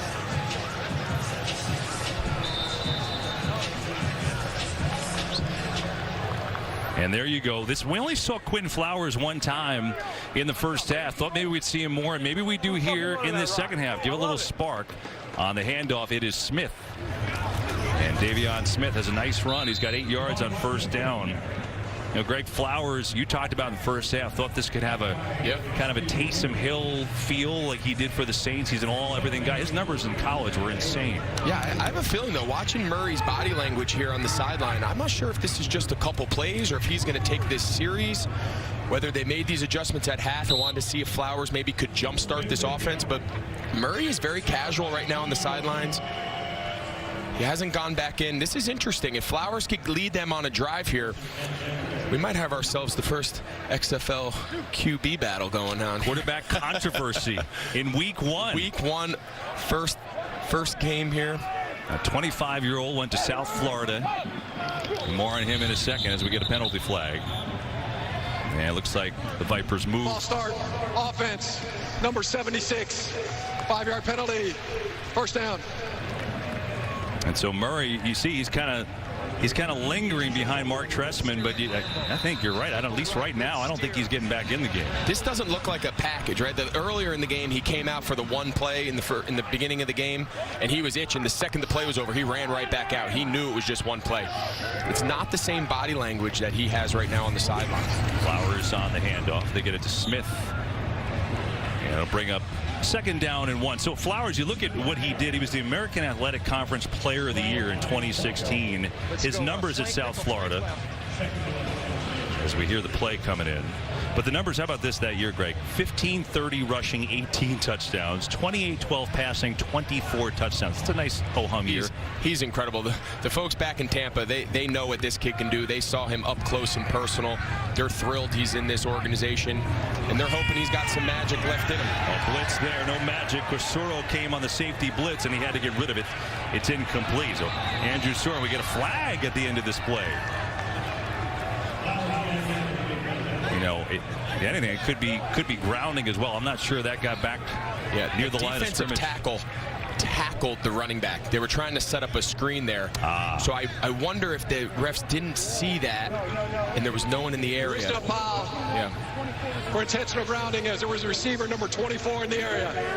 Second down. Good call. They did see it, turns out. Yeah, the defensive lineman saw him coming out. You see here, when Smith tries to release, watch 90, he literally just bear hugs him and grabs him. So that's where the running back was supposed to go to set up the screen, to get behind his line, to get behind his offensive lineman, and he just didn't have a chance. Big ol' 93 there. Barnes just bear hugged him.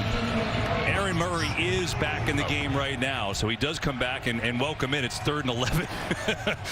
Not an easy task. Guardians rush 4. They get pressure. Murray stands in. Ball is on the ground. Loose. And it looks like Tampa Bay comes back with the ball, but Boonmi Rotinmi with the strip sack. I'll tell you, they've got to figure out what they want to do here. Murray plays the first couple snaps on the sideline. You bring him in 3rd and 11, struggling passing. Yeah, just a clean strip sack. They're lucky they didn't lose the ball and they even have a chance to punt here. We mentioned it at halftime. This Guardians defense has really, really controlled this game between the picks, the turnovers. Now we saw the strip sack. Good. Yeah, better. Murray's this offense here, the Vipers, is really kind of flailing. Yeah, second sack of the game for the Guardians and another punt. As Duke going to call fair catch, and he will do that at the 24. We'll see Matt McGloin on the field one more time, and he's done a nice job with this offense and really set the tone on the opening drive, Greg. He did. I mean, the opening drive, when we talked with Gilbride, we asked him, do you script plays? And he said, yeah, we're going to give McGloin the things that he really likes. And you saw early in this game, they got him some completions, hit the big third down conversion to keep the drive alive that he ended up scoring with the quarterback sneak. They did a great job as a staff and with McGloin figuring out what he does well, what can we get him comfortable and settled into the game. And from that first drive, they've really controlled the entire game to this point. See the numbers, 12 to 22, 154 yards, touchdown pass, a touchdown run as well. Now try to get this offense going on the ground game with Cook, who, even though listed as the lead back, hasn't really been featured much today. Darius Victor's gotten more carries, and Cook for about 2 yards. You heard Glanville tell Jenny coming out of the halftime break, he obviously, you could just see it on his face, he was super disgusted about the way his defense played, the penalties, guys punching guys, getting ejected. It's just, they got to find a way to settle in here, get the ball back for their offense in some good field position, and seeing if they can keep them in the game. They're going to have a spark play here. Loin, near side's got a man wide open, and he's got the catch and the connection and a lost helmet as well. Joe Horn has been featured a lot of targets in this game for Horn, and it looks like he's got the first down. We'll see where they mark it. Yeah, just a basic flat route there. Not a great throw by McGloin. Horn, better catch than it was a throw. He's got to put that ball out in front of him, but a great run after catch. He breaks Priester's tackle, who ends up losing his helmet, and he picks up a couple extra yards to get the first down. 4 down, like 45. East. Set. What it is. What it on? Hot. And we get some movement. And that'll move it back 5 on the Guardians. False start, offense, number 78, 5-yard penalty. First down. So it's interesting with Matt McGloin, right? He's 30 years old, which is certainly not old for a football player, but he's the oldest guy on his team, and he knows it and he embraces it. The leadership. He's like, I knew it coming in, and I'm ready for it. But you talk about he got that time with the Raiders. Well, he was in camp with the Eagles in 2017. He was in camp with the Chiefs in 2018.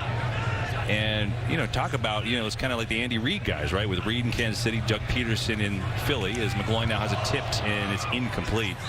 And I asked him the other day, I said, so what did you take from those experiences with those coaches, with those really good offenses? Even though he didn't get into the season with those teams, he's like, well, what I took is I missed out on a couple really good runs.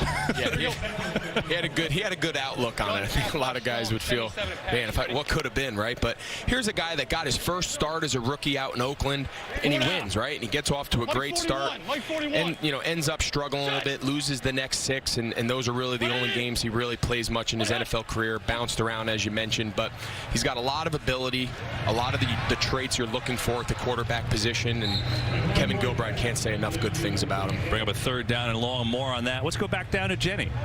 And Matt McGloin talks so much about the opportunity and the timing that you guys have mentioned. And just to keep in mind, like we know, played at Penn State from Scranton, so only about 2 hours away. He's got so many friends and family here today. His wife, Bailey, she was a cheerleader at Penn State. And also, it was important for him, and something he mentioned, he wanted to play in front of his son, Marshall John. He will turn 1 on Valentine's, so that is coming up for him. He's playing in front of so many friends and family today. That's a pretty cool story, Jenny. It's nice for him. Not nice is the pressure in his face. Stays on his feet. Little fake. Bobbles, lost the ball, and he got it back. He had a lot going on the one play and almost made something special happen, but instead looks like a punting situation. How cool is it, though? We talk about the stories. I mean, I know this wasn't the best play to follow up, but, Jenny giving you an insight, just humanizing these guys. Here's a guy that had a great career in college, has kind of been chasing this dream for a few years now. To finally have a chance to play in front of your kids, play professional football with your family local. I mean, those are the stories that make this league so unique and so fun, and, you can't help but root for guys like that. And here is the punt. Dante Dye back to receive it. Good high booming kick by Vogel. He's had a nice game. Dye reverses field, looking to make something happen, and nothing there. Justin Vogel has had quite the game putting for the Guardians. The Vipers have done nothing on offense. Can they turn it around against the stingy Guardians D? We'll see.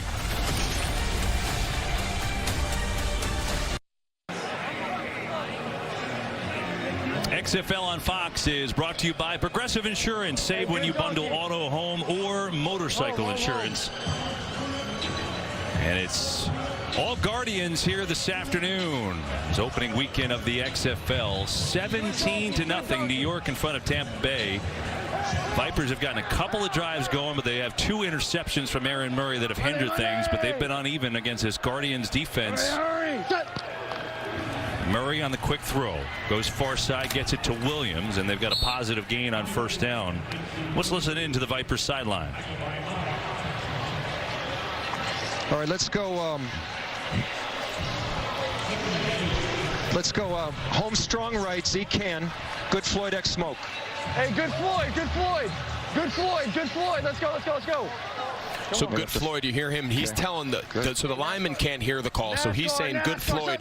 That's for the offensive lineman.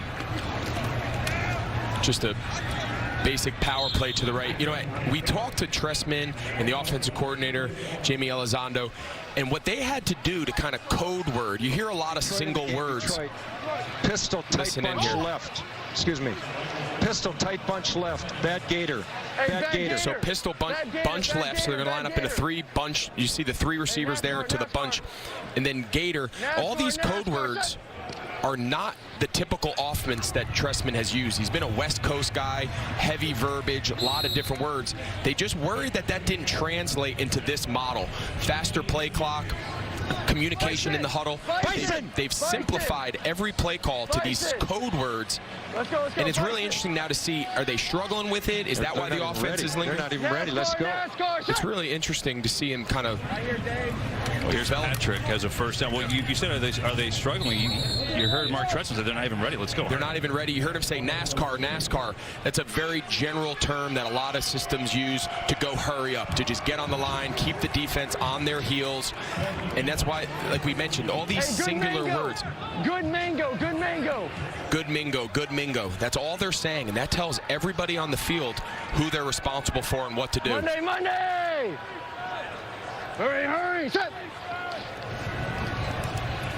Tolliver has the catch, look for some blocks, and he works his way out to the 47.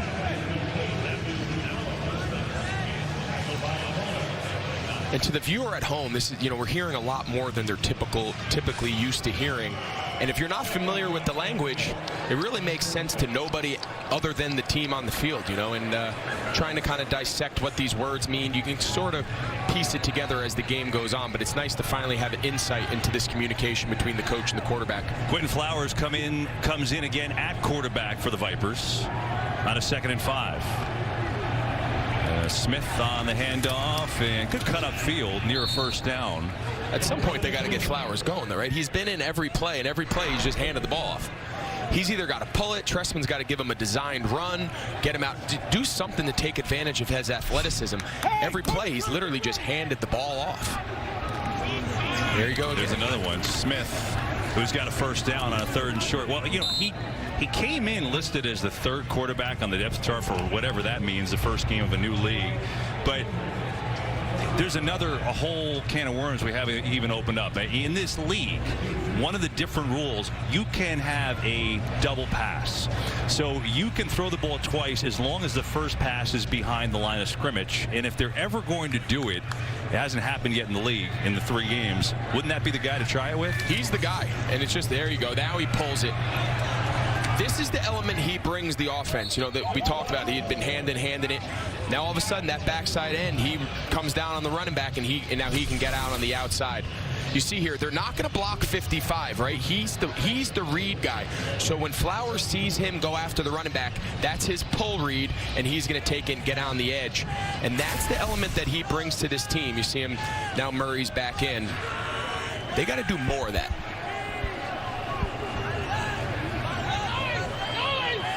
Saturday. Saturday, Saturday! Hurry, hurry, set! Run it. Near side, Flowers has it with room. Flowers affecting the game now. That's what you talked about, Greg. So they're getting him involved in different ways, and finally some continuity. And you see the Tampa Bay sideline says, "Hurry up, let's go." Yep, and you talked about it before on the double pass. My gut is it's going to come off some of those jet sweeps. That was under center, but a lot of times you see the jet sweeps in the gun where they kind of do that little shovel pop pass. With a guy like Flowers, he's still an active quarterback who also now is a threat on the outside to run. You see him now having back at more of a traditional quarterback position. He's given them a little energy here offensively. A little juice, and Smith on the carry, and really, you know, if you're the Guardians, how do you prepare for it? I mean, it's a little different element to this game plan. Well, it's two entirely different systems. When Aaron Murray's in there, it's a spot passer. He's going to be at a certain position. Run game's going to be more traditional, and then all of a sudden, one substitution, Flower comes in, and now all of a sudden you're based on, you know, your RPO, your zone read. It's like guarding two completely different offenses, and you can see the Guardians are really struggling with it right now. Flowers swarmed, and amazing just to get a couple yards, because that should have been a loss, as A.J. Hendy, the safety, in on the tackle, and that will bring up a 3rd and short.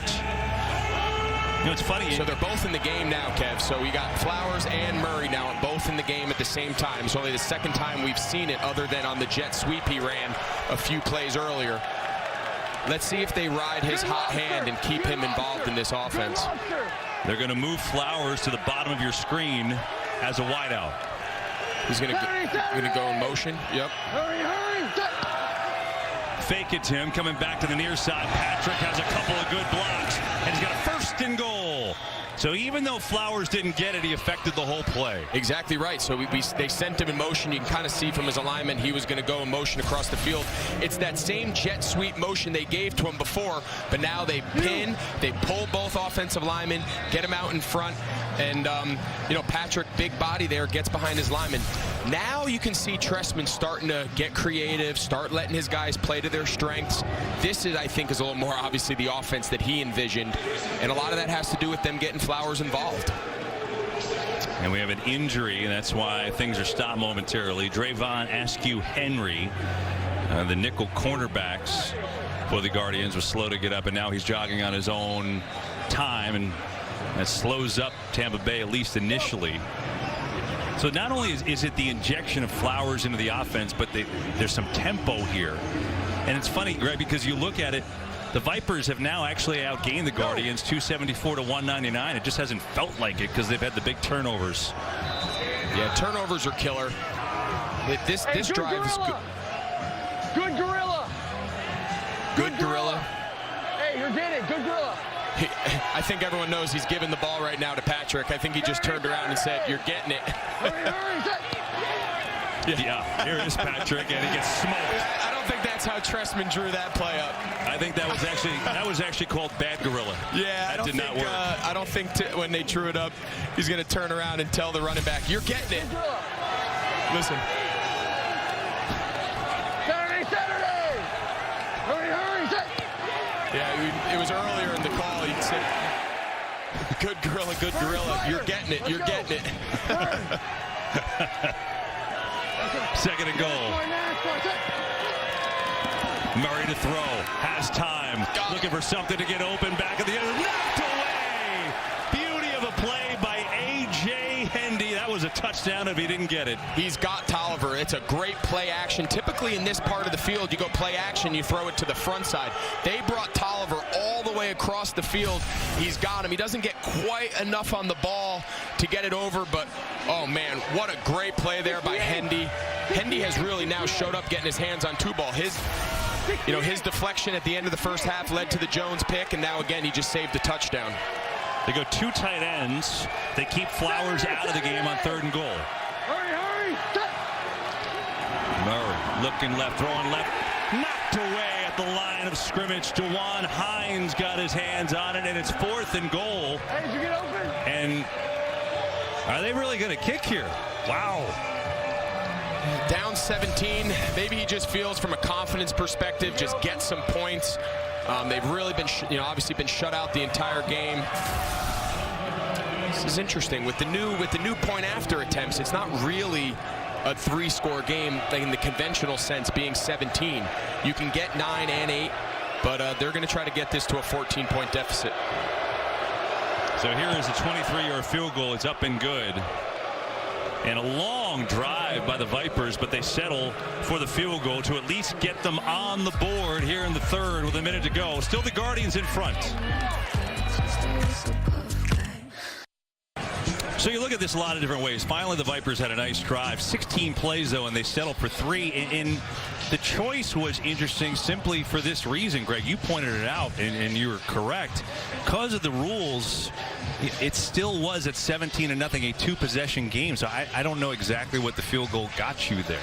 Yeah, the only thing I can think of is that Trestman, is just saying, let's get on the board, right? We've been shut out all this time, maybe just from a human nature perspective to say, let's get our confidence and have something. But, with the ability to go for 9 and then get 8, this is still only needing 2 touchdowns if you're able to get those conversions. But he took the conservative approach, put the 3 points on the board. Now they're down a more traditional number, in football, obviously being 14. No, fair point. And it's at least they're on the board after struggling so much here today. Saturday, the Super Middleweight Championship is on Fox. Undefeated Caleb Sweet Hands Plant defends his title against KO King Vincent Feigenboots. All the hard-hitting action begins at 8 Eastern on Fox and the Fox Sports app.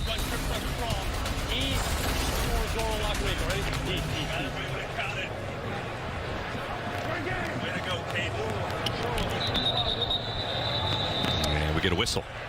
I think they forgot to take the kicking tee off the field. Well, there's only the kicker by his lonesome all the way back there, so it's kind of like he's isolated. It's week 1 for everybody, even the kicker, even the equipment guy. These things happen. 4 down, Mike 45, Mike 45. East. Set. 180. 20 hunt. Here's McGloin on the give, and they're going to run it to Darius Victor. Hard running for 4 yards for Victor. His 5th carry of the day, up to 32 yards on the ground. And the final seconds of this third quarter. Let's go. Gun 8, slot wide, W half right. 58, Dallas Snake. Ready? Dallas Snake. 4 down, Mike 41. So the reason he's saying 4 down is because you see how there's not all 4 defensive linemen have their hand on the ground. So he's letting the offensive lineman know, say, hey, even though that guy's in a 2-point stance, he might be a linebacker. We're going to treat him as a down lineman as far as our protection is concerned. Try to get it to Joe Horn. It's incomplete. Bring him a 3rd down and 6. Boy, would the Vipers like to get off the field on a 3 and out here. Be curious, does Glanville dial up some pressure? 3rd and 6. You've kind of, regained a little bit of, your place in this game. Your offense just went on a great drive. Does he dial up or does he play conservative and say, all right, we're going to sit and drive? All right. Well, he'll have the quarter break to make that call. Usually he's a blitzing man. We'll see what Jerry Glanville pulls out. The Guardians up in this one, 17-3. We go to the 4th from East Rutherford.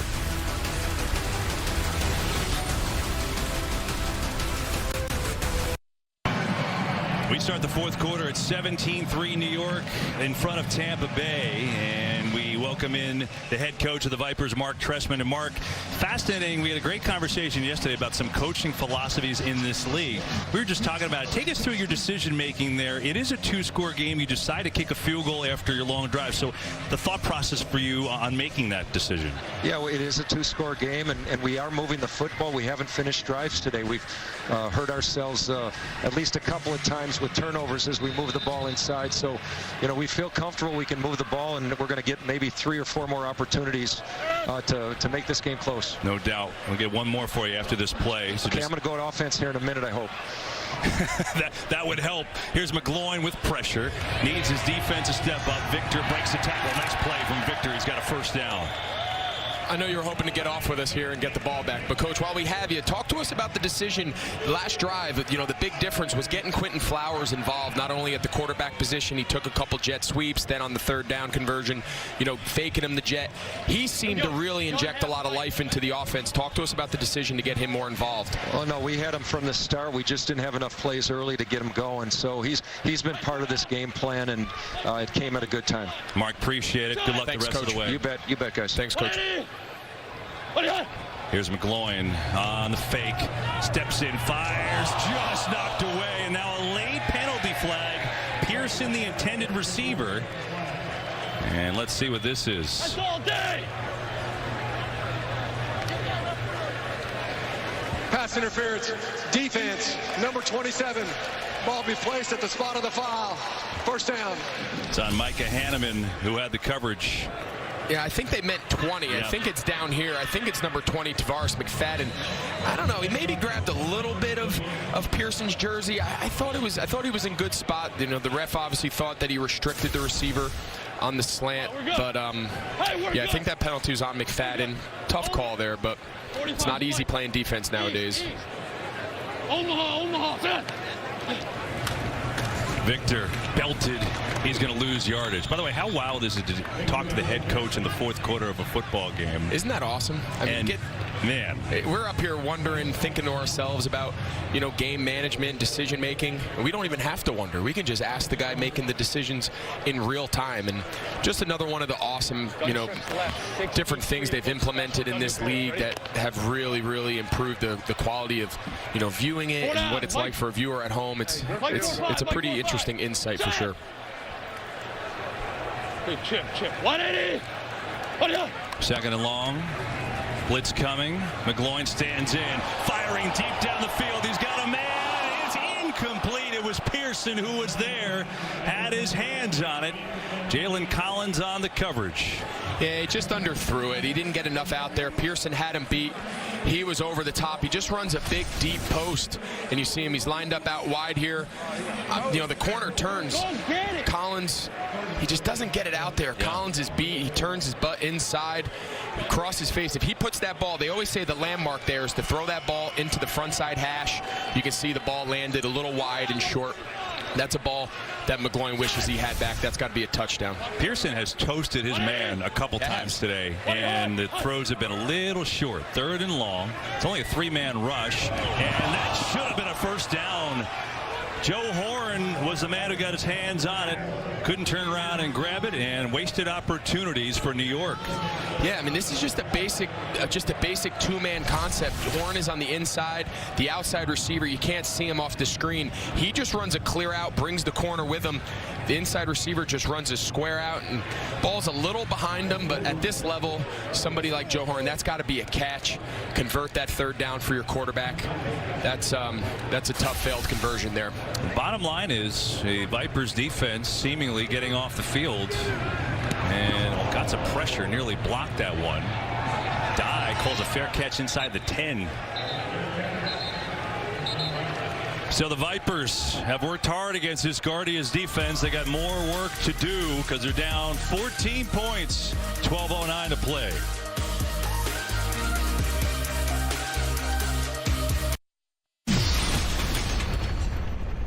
We finally got some competition. It's time to go. It's time to go. Tampa Vipers. Let's. Oh boy. That's all right. Don't go right there. You like that? I love it, baby. Let's go. Told you. Go. Get in there. Get in there.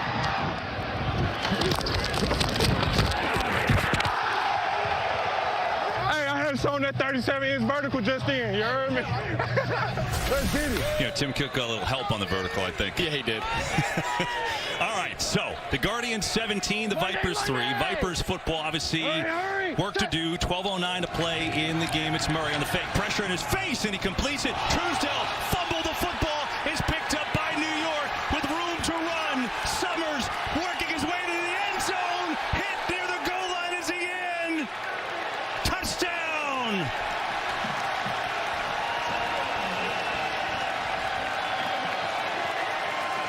The second time we've seen Truesdell have a ball in his hands. The first one earlier in the game got overturned. I don't think that one's going to get overturned. I think that's a catch, fumble, scoop and score there by Summers. Little RPO, he's play action, he's wide open. Yeah, that's a clear fumble. He caught that ball, turned, and tried to make a play up the field. Great job there by Hines, the linebacker, to punch that out from behind. Well, I agree with you. Now let's see if he actually got in. That ball touched the goal line. Ruling on the field was touchdown. It's hard to see. He looked short in real time. It looked like the offensive lineman knocked him back. The previous play is under further review. Well, why don't we listen in to Robert Lou? Confirm the ruling on the field first, please. Ruling on the field was a catch and a fumble recovered by the defense. Advance for a score. Results of the play is a touchdown for New York. Okay. What we're looking at here is whether it's a completed catch. Okay. Copy that. Give me 1 second here. 1, 2. Ball's loose before 3. Completed. We're going to have either, I have first down, so either going to be 2nd and 10 or first. We got to look at 2 things. This is pretty tough. Football move or not.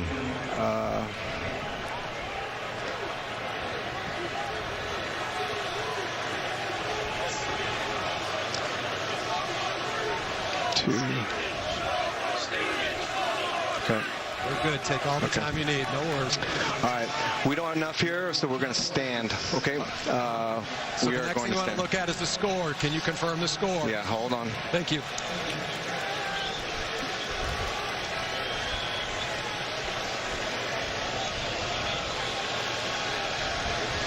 Anything from the backside on the score?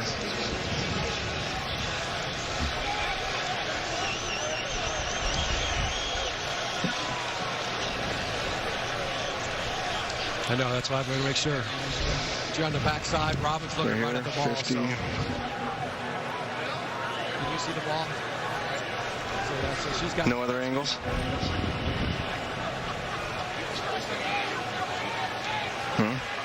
Okay.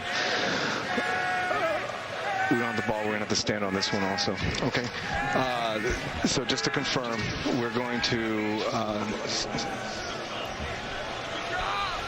stand off the ruling on the field. After further review, the ruling on the field stands. Thank you. For both. Okay. Where does he want to go? From the 1? Okay.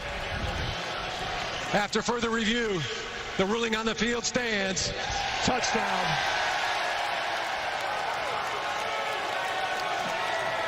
And so, the 27-yard fumble return touchdown from Jamar Summers out of Orange, New Jersey, just down the road here from MetLife Stadium. He makes a splash play, and he's holding on to that thing tight. And you can see Jenny Taft is caught up with Jamar. We'll get down to her just after this play. Going for 1 point on the conversion.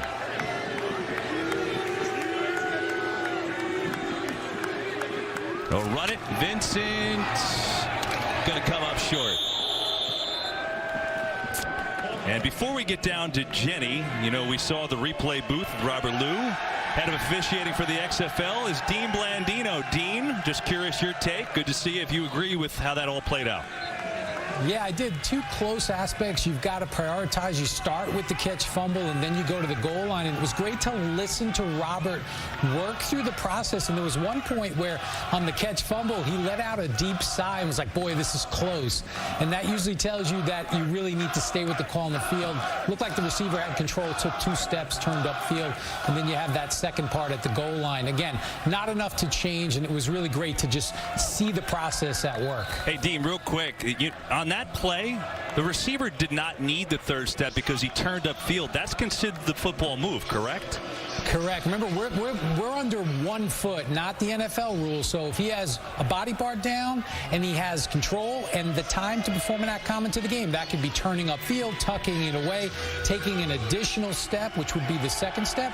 It all completes the process. Dean, great stuff. Appreciate that. And I agree. It's so cool to listen into the thought process because there's no question you understand exactly what's being looked at. It's such a cool aspect of this league. And now the kickoff. If it goes out of bounds, it's at the 45. And they're going to take it deep. Mac Brown, penalty flag on the play. We'll sort that out. Now we go down to the sidelines with Jenny and the hero. Jenny? Jamar, I know you're going in. There was no doubt you got in. Just quick. Okay, you gotta go. Kevin, I tried. We were with him, but let me just tell you what he told me. He said, I had no doubt I was in there. And keep in mind, this is a Jersey kid, so celebrating with these fans, it means so much to him. Jenny, He'll be back for more. I think Jenny just, I just say test it out. Go on the field with him and ask him. I mean, why not? Who says no, right? I mean, take a shot. Who's going to stop you? Listen, Jenny is a hockey player at heart. She could take it. I'm no question. I'm not worried about her toughness. That is scary. 23-3. What a picture. Is he eating cheese? What is he eating? Oh, there you go. That's what I thought. Looked like he was flopping cheese and then he ate it. That got weird. Anyway. Hurry, set. Here are the Vipers now after taking that uppercut on the fumble return, and they're going to try to run the ball to Patrick, and he goes nowhere. Garrett Dooley. You brought it up before the last play. I mean, obviously, we didn't anticipate a fumble for a touchdown, but the one drive where they've been able to put points up there at the third quarter, the long drive, Flowers was really at the center of the offense, and ever since that, the last two possessions, he's kind of just standing off to the side on the sideline. I'm not sure if Trestman just feels like this is more of a pass situation, being down by 20. But I think that's something interesting to follow here. Murray. Over the middle, incomplete. Looked like Patrick went right through his hands. And another 3rd and long. On 3rd down, they're actually 6 of 11 today, which is a good percentage, but they've been in 3rd and long quite a bit. They have, and aside from the drive that ended with the field goal, they've just been so erratic. They've been so up and down. You heard Trestman say, we're moving the ball okay. The turnovers have been huge. They got to find some rhythm here and settle in. This game's getting away from them here in the fourth quarter. 3rd and long. Murray over the middle and a broken tackle. It's Smith, and it's going to be short, 4th down. Imagine you'd have to go for it here. Yeah, you have to go for it here. I think the special teams coach is wrestling with his guys. They all went running out there, and he about tackled them. Yeah, this is clearly a 4-down territory. You're down 20, 10 minutes to go. They got to score here. An injury to the Guardians. Andrew Soro. Safety's had a nice game today. He's got an interception in the end zone. Out of Florida Atlantic. Actually spent the preseason this year with the Super Bowl champion Chiefs. And now here in the XFL, so they work on Soro. Hopefully he's okay.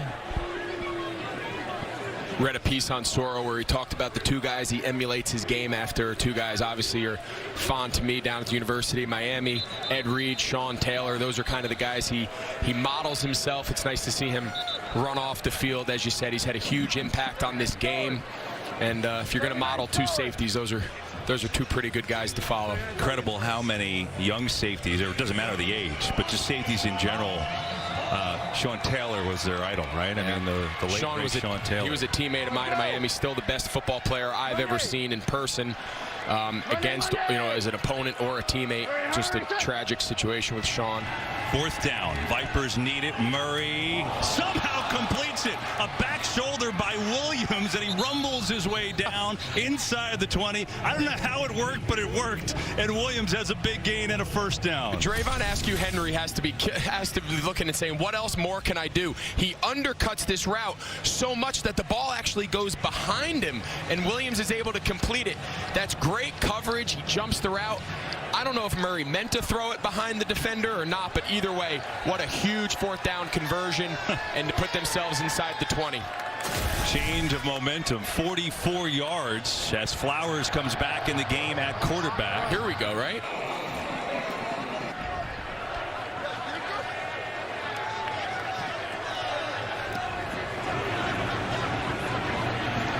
And so a 1st down and 10. With 9:43 to go in the game, the clock stopped. Is there something going on in the end zone? I didn't see if there was somebody injured. Can't. No, there's someone unfortunately on the field. Silly.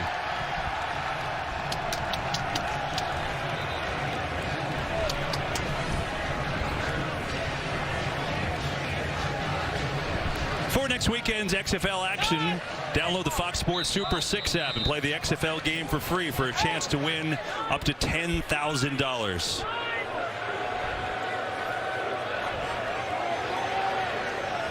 Well, Flowers in the game at quarterback. Get the stuff on the field all cleaned up, and they're going to do a little jet sweep to Tolliver. Big Jalen Tolliver gets inside the 20 and gets down to the 16. He's got a 5-yard run, and the way the clock is in this game, the clock is running now, but if you could get it a little closer, remember it'll stop inside 2 minutes. They do have 2 timeouts left, but obviously they need a score here. Yeah, this is critical, and I like the fact now that Trestman has Flowers back in. Dual threat quarterbacks in the red zone are especially efficient and effective. See if they're going to, quarterback draw. And it's a beauty. Flower, good cut and a first down inside the 10. It's a 1st and goal. So those draws are actually reads. So if he has a box count where he doesn't like the amount of defenders in the box, he can actually throw the ball out here wide to 29 Patrick. And if he likes the box count, he can come out, pump Patrick the ball, and then it just turns in. So the O-line's blocking for the draw. The receivers in the back are playing for the swing screen, and then he has to make the decision based on what he thinks is the best number count. 8.5 to go. 1st and goal. They're going to run it to Smith and make something out of nothing. He's going to pick up 3 yards as the clock continues to roll. Down by 20. Now remember, with the conversion rules in this game, there's some different ways to look at this. It's a 20-point game with the ability to go to 1, 2, or 3 for the point after touchdown. When we talked to Trestman, he made such a point about they really wanted to just go for 1, but I don't know if in this situation he can afford to do that. I'm hoping that they score so we can kind of get insight into how he's going to handle this situation. Well, it's still, and this is going to be stop shy. It's still a 3-score situation, but the kicker is, instead of 3 touchdowns, you can get a 2 9 touchdown, the conversions, and a field goal. Right, exactly. But I think, Greg, what is interesting, right, is that, remember, they went for the field goal after that 16-play drive. So at the time, I think they just wanted to get on the board. But that's something now that maybe you look back on. Yeah, I think the conservative nature now is kind of starting to slowly drip, settle away here. I don't think they have the patience. We're approaching 7 minutes here in the 4th quarter. The ability to play it by the book and play the safe route, I think, has kind of left. They got to go for. They got 2 down territory here. They got to go for it if they don't convert here on 3rd down for the score. They can't settle with anything other than a touchdown. It is 3rd and goal. It is Murray back in the game at quarterback. He's pressured. He's in trouble. He is sacked. This Guardians pass rush has done a number all day on the Vipers, and they get Murray down, and now a 4th and goal. Every 3rd down, even if Flowers is in prior, they always take him out. I don't know if they don't feel like he's had the reps to run, but you can just see the Guardians, they only rush 5. They got a lot of guys dropping into coverage. They zoned it out. There's nowhere for Murray to go with the ball. And unlike Flowers, he doesn't have that ability to make a play, to improvise. I've always liked running quarterbacks down in this area. I wish Flowers was on the field here. 4th and goal. Murray looking, firing, and it's incomplete. And the Guardians make a stand, and they'll take control of the football. Yeah. Just a sigh. I don't know. I thought they had something brewing there. Flowers again came in. Instead, they come up short. Yep. 3 trips in the red zone by the Vipers today, and they've got a field goal to show for it. That's it. And of course, at the end, you were sighing because you thought that Quentin Flowers right there should have been in the game. Yeah, sometimes you just got to take a deep breath. But I just felt he came in. They got the big conversion on 4th down to Williams, and then he comes in, a nice jet sweep for a good gain. Then he runs the quarterback draw, and then they take him out, and they got super conservative again. And once again, as you said, 3 possessions in the red zone, 3 points. Guardians get the hold, and now they'll run the ball. They're going to run clock to Cook. And now Jenny, very patient down the sideline, has once again corralled Jamar Summers, who had the touchdown. Well, Jamar's the nice one for actually agreeing to chat with me after I almost stopped him from getting back in the action. You had your moment, Jamar, and I want to let you tell me about it and just the excitement of being back playing in this league. You're a UConn kid. What is it like to be back out there? It's fun. At the end of the day, it's just football. And anytime you got 11 guys out there, with the same set, with the same mindset, the same goal, something great can inspire from that. You can feel the chemistry among this defense. Why is it clicking? We had fun down there in Houston, We went down there in Houston, Had training camp out there, got a good bond, got a good feel for the defense, got an understanding of the concept. And you know what I mean? For the most part, we just fly around, do what we do. All right, it's been fun to watch. I'm going to let you enjoy this, and I won't interrupt you again. All right, thank you. I appreciate that. Both. Thank you. Jenny, thanks. Jamar being a great sport, too. I mean, come on, he's loving life. He scored a touchdown, and as Jenny pointed out, he's got family and friends here. He's from Orange, New Jersey. It's just a stone's throw away from here down the Garden State Parkway. So it's got to be fun for him. Went to UConn, obviously. Thank you. We got Jersey guys on the field. We got Jersey guys in the booth. We're killing it. Just games in Jersey. You know, it's always good to be. Always good for a little homecoming. We've come a long way, KB. We've come a long way, buddy. Even got your breakfast comp this morning. Or was that just paid for by you? That was paid for by me. You didn't take out your wallet. Ball start. Nope. Offense. Number 78. 5-yard penalty. 3rd down. But I appreciate the effort. I mean, just what an outstanding teammate. It's like the rookie dinner. You know, I'm like the rookie taking you out, taking the old seasoned pro. So hold on. Although I'm a seasoned pro here at this stadium. I got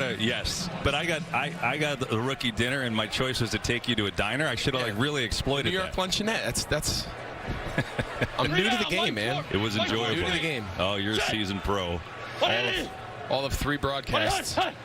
3rd and 6, and another handoff, and Victor is going to be knocked back for a loss of 1 with 4.5 to go. So the Vipers get a 3 and out. Guardians is happy to waste clock at this point. It is a 3-possession game. You heard McGloin walk out. He said, we got to get that snap up.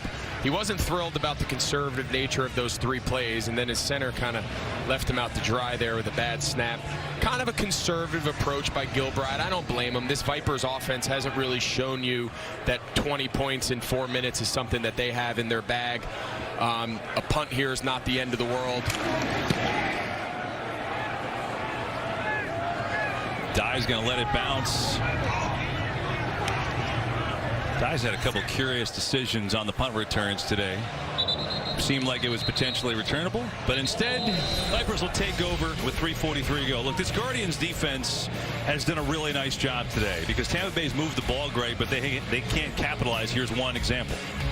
Yeah, the red zone has been a problem. We started there with the first red zone attempt being a pick, and then here right before the half, Jones with the deflected interception. We had the fumble that was returned for a touchdown. Truesdale just couldn't hold on, and you know, they just really struggled. They have moved the ball. I don't know if they've moved the ball as well as they think they have, but of course the turnovers have just been the Achilles heel right now for this Vipers team. John Yarbrough, number 50, is the backup center. He has come in the game for Jordan McRae. Not sure if Jordan is hurt, if they're just making a switch there. As the Vipers, you know, I think at this point, a 3-score game, you know, you almost just want to see something positive heading into next week, don't you? Yeah, but real quick, before we get into that, John Yarbrough, I saw him outside the hotel yesterday when we went over for production meeting, and he was actually a teammate of mine for a short time in Carolina, and he came up to me and he goes, and I knew he was the backup center, and he goes, hey, Greg, give me a shout-out tomorrow. I'm on kickoff return. Well, John, I'm giving you a shout-out. You are now at center, and hopefully you are the missing link that your offense needed to get you guys rolling, but I promised I'd give him a shout-out. Little teammate love, nothing wrong with that. As Patrick has the carry. Oh, even more love. He gets his own graphic. There you go. Nice. He's going to be thrilled. He's going to be thrilled. Maybe now he owes you breakfast. A lot of guys owe me breakfast. 3rd and 2. Starting with you. There's plenty of time for payback. Flowers going to run it and get it. 1st down for Tampa Bay. I think what will be interesting this week is how the practice reps are divvied out at quarterback, don't you? I think if Trestman felt more comfortable, I think coming into the game, as you said earlier, Flowers was technically the 3rd-string quarterback. Their backup quarterback, Cornelius, I have a feeling he took more traditional quarterback reps, and if Trestman felt that Flowers was more ready to just run this offense in its entirety, I think we'll start seeing more of this as the season goes on, that he's not just coming in to be the run, change of pace. I wouldn't be surprised if he starts getting more actual reps in the passing game, especially for this Vipers offense moving forward. He's only thrown 1 pass. That was an incompletion, but he's clearly affected things when he's been on the field. And again, Murray's not even standing by Trestman. It doesn't look like he's coming back in any point here soon, which means he'll be back in on the next play. Well, not yet. We got the 2-minute warning here from East Rutherford. All Guardians in this XFL opener on Fox. Skycam today is brought to you by Roman.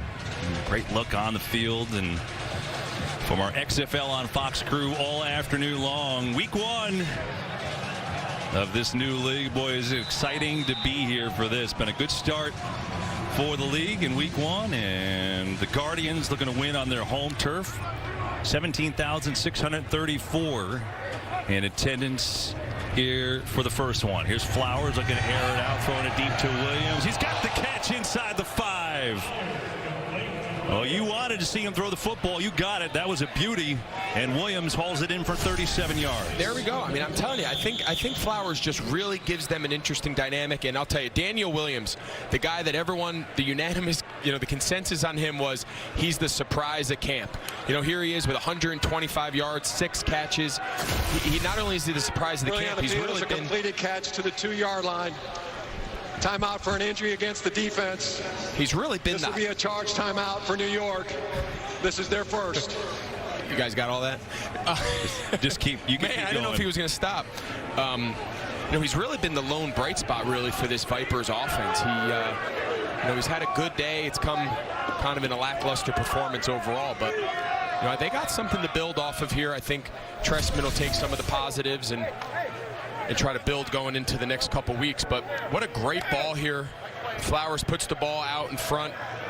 Great job by Williams going up, competing for the ball, contested catch. Did they touch him? Did they rule him down? They ruled him down to the 2. Okay. By the way, the injured Guardian was Bryce Jones, the cornerback who was on that coverage. He had an interception earlier today. There is Jones. At least looks like good news that he's walking off all right. I mean, you think about this, the Vipers have 408 yards and they've got 3 points. And I think when we talked to Trestman during earlier in the second half, we kind of alluded to that. Of course the turnovers and whatnot, but he said we're moving the ball. We're doing some good things on offense. We just got to cut down on it. Of course turnovers are going to be a big point of emphasis for them going forward. Red zone efficiency is going to be a huge point. This is their 4th red zone trip of the game. So far they only have 3 points for the previous 3 times getting down here. We'll see how the 4th time goes, but there's always things to learn from the first game, and I think this Vipers offense has plenty. I'm hitting that.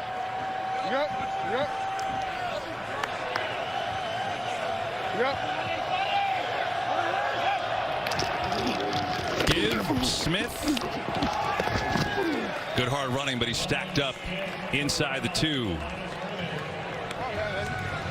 And again, we're inside 2 minutes, so the clock stops on everything. And once the ball is spotted, it'll roll the play clock 5 seconds before the clock picks up again. Just one of those different rules. If you're watching at home, that's what's going on. And Flowers trying to keep it, run it, walk it in, and this play does not count. There's a penalty flag. They were set. I don't think they got set. You heard them clapping, trying to pick up the tempo to get lined up. We both the same side.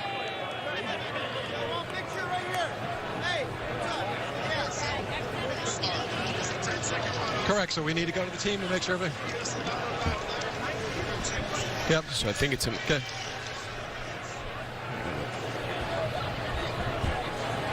So I think their conversation now is it a 10-second runoff, or would they rather take their timeout? If it's a pre-snap with the clock running, a pre-snap procedure penalty. I think that's what they're trying to sort out here. We'll see.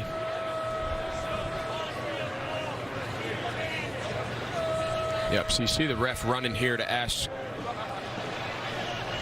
See how this all gets False sorted. start against the offense. Not all 11 players became set. By rule, a 10-second applies. We're waiting on confirmation first. Yeah, you can see the official here at the bottom asking if they want to take a timeout or not.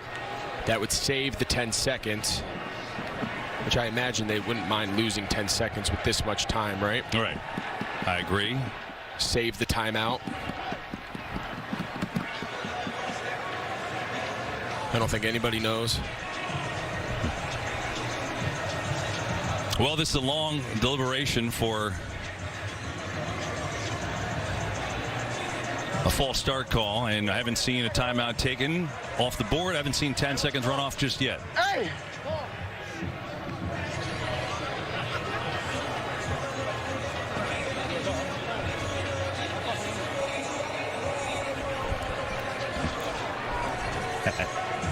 I mean, at some point, there's got to be a decision, right? It's a false start call.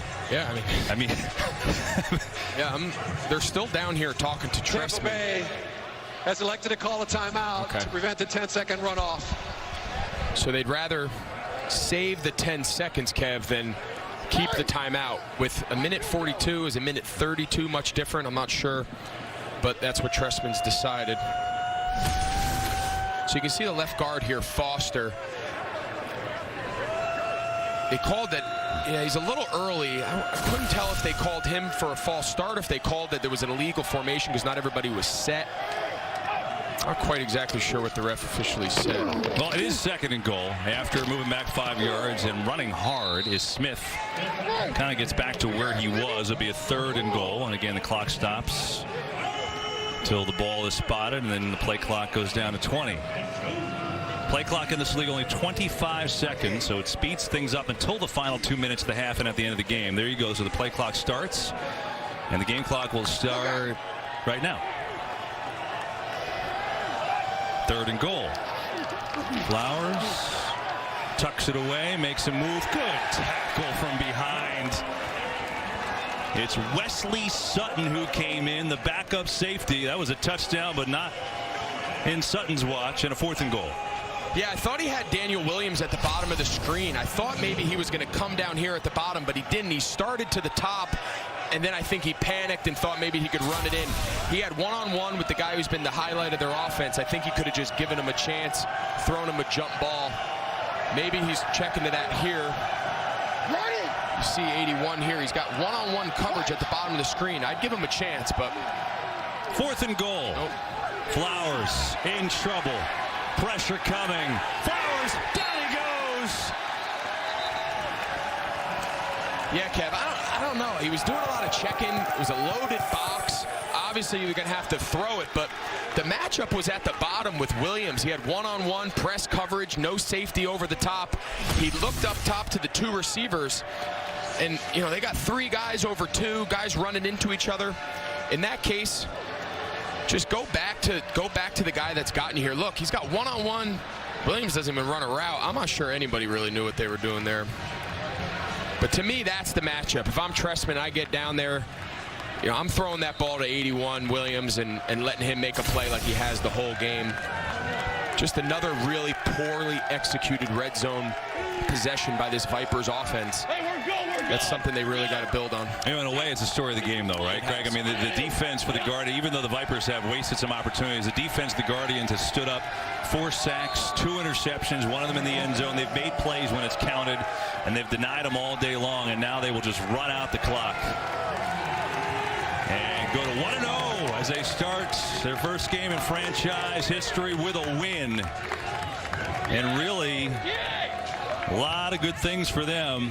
And Kevin Gilbride, who had been out of coaching since 2013, as the last year he was the offensive coordinator for the Giants. He said, you know, I want to spend time with my grandkids, and I miss my family. And, you know, they got a little older. I got some of that time, and the opportunity presented itself. And now he's back, and he's welcomed back with a victory. Standings always look good when you're 1-0, right? Yeah. It always feels good. No better feeling than getting the first one under your belt. And like you said about Gilbride, this has to feel great. He's got a lot of great memories here in New York, but it didn't end so hot for him, right? He was kind of run out after a great run as the offensive coordinator here in New York for the Giants. Things didn't end in a great manner considering he had led them to 2 Super Bowl victories, and I'm sure this felt good getting back in this stadium, in this city, and showing the people in New York and their fan base that he's a great coach. It's pretty cool that he was last year at the NFL in this stadium, and now he's back in this stadium, and he's got a victory in his first game as a head coach in the XFL. That will do it. 23-3. The Guardians take care of the Vipers here this afternoon.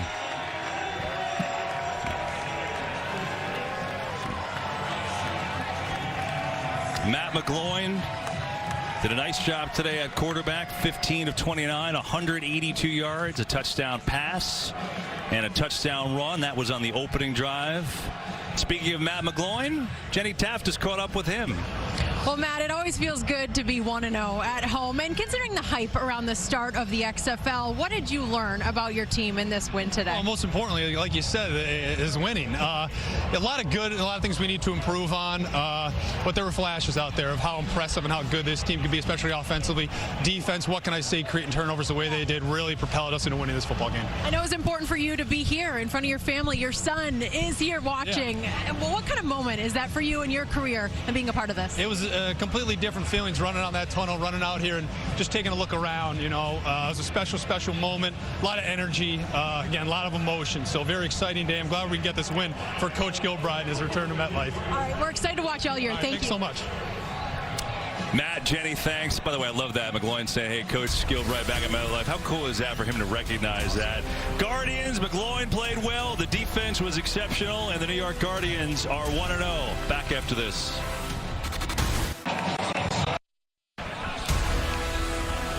Welcome back to the Progressive postgame show here at the Meadowlands, where the New York Guardians in week 1 of the XFL on Fox get a win at home, 23-3 over the Tampa Bay Vipers. I'd like to thank you all for watching this afternoon. And the Guardians today, it was their day. Defense did their job, and they get a rousing win. For Greg Olson and Jenny Taft, our entire XFL on Fox crew, I'm Kevin Burkhardt. Once again, Guardians win it 23-3. We will see you next week from Houston. Coming up next on Fox, PBA Bowling, Tournament of Champions. We'll see you.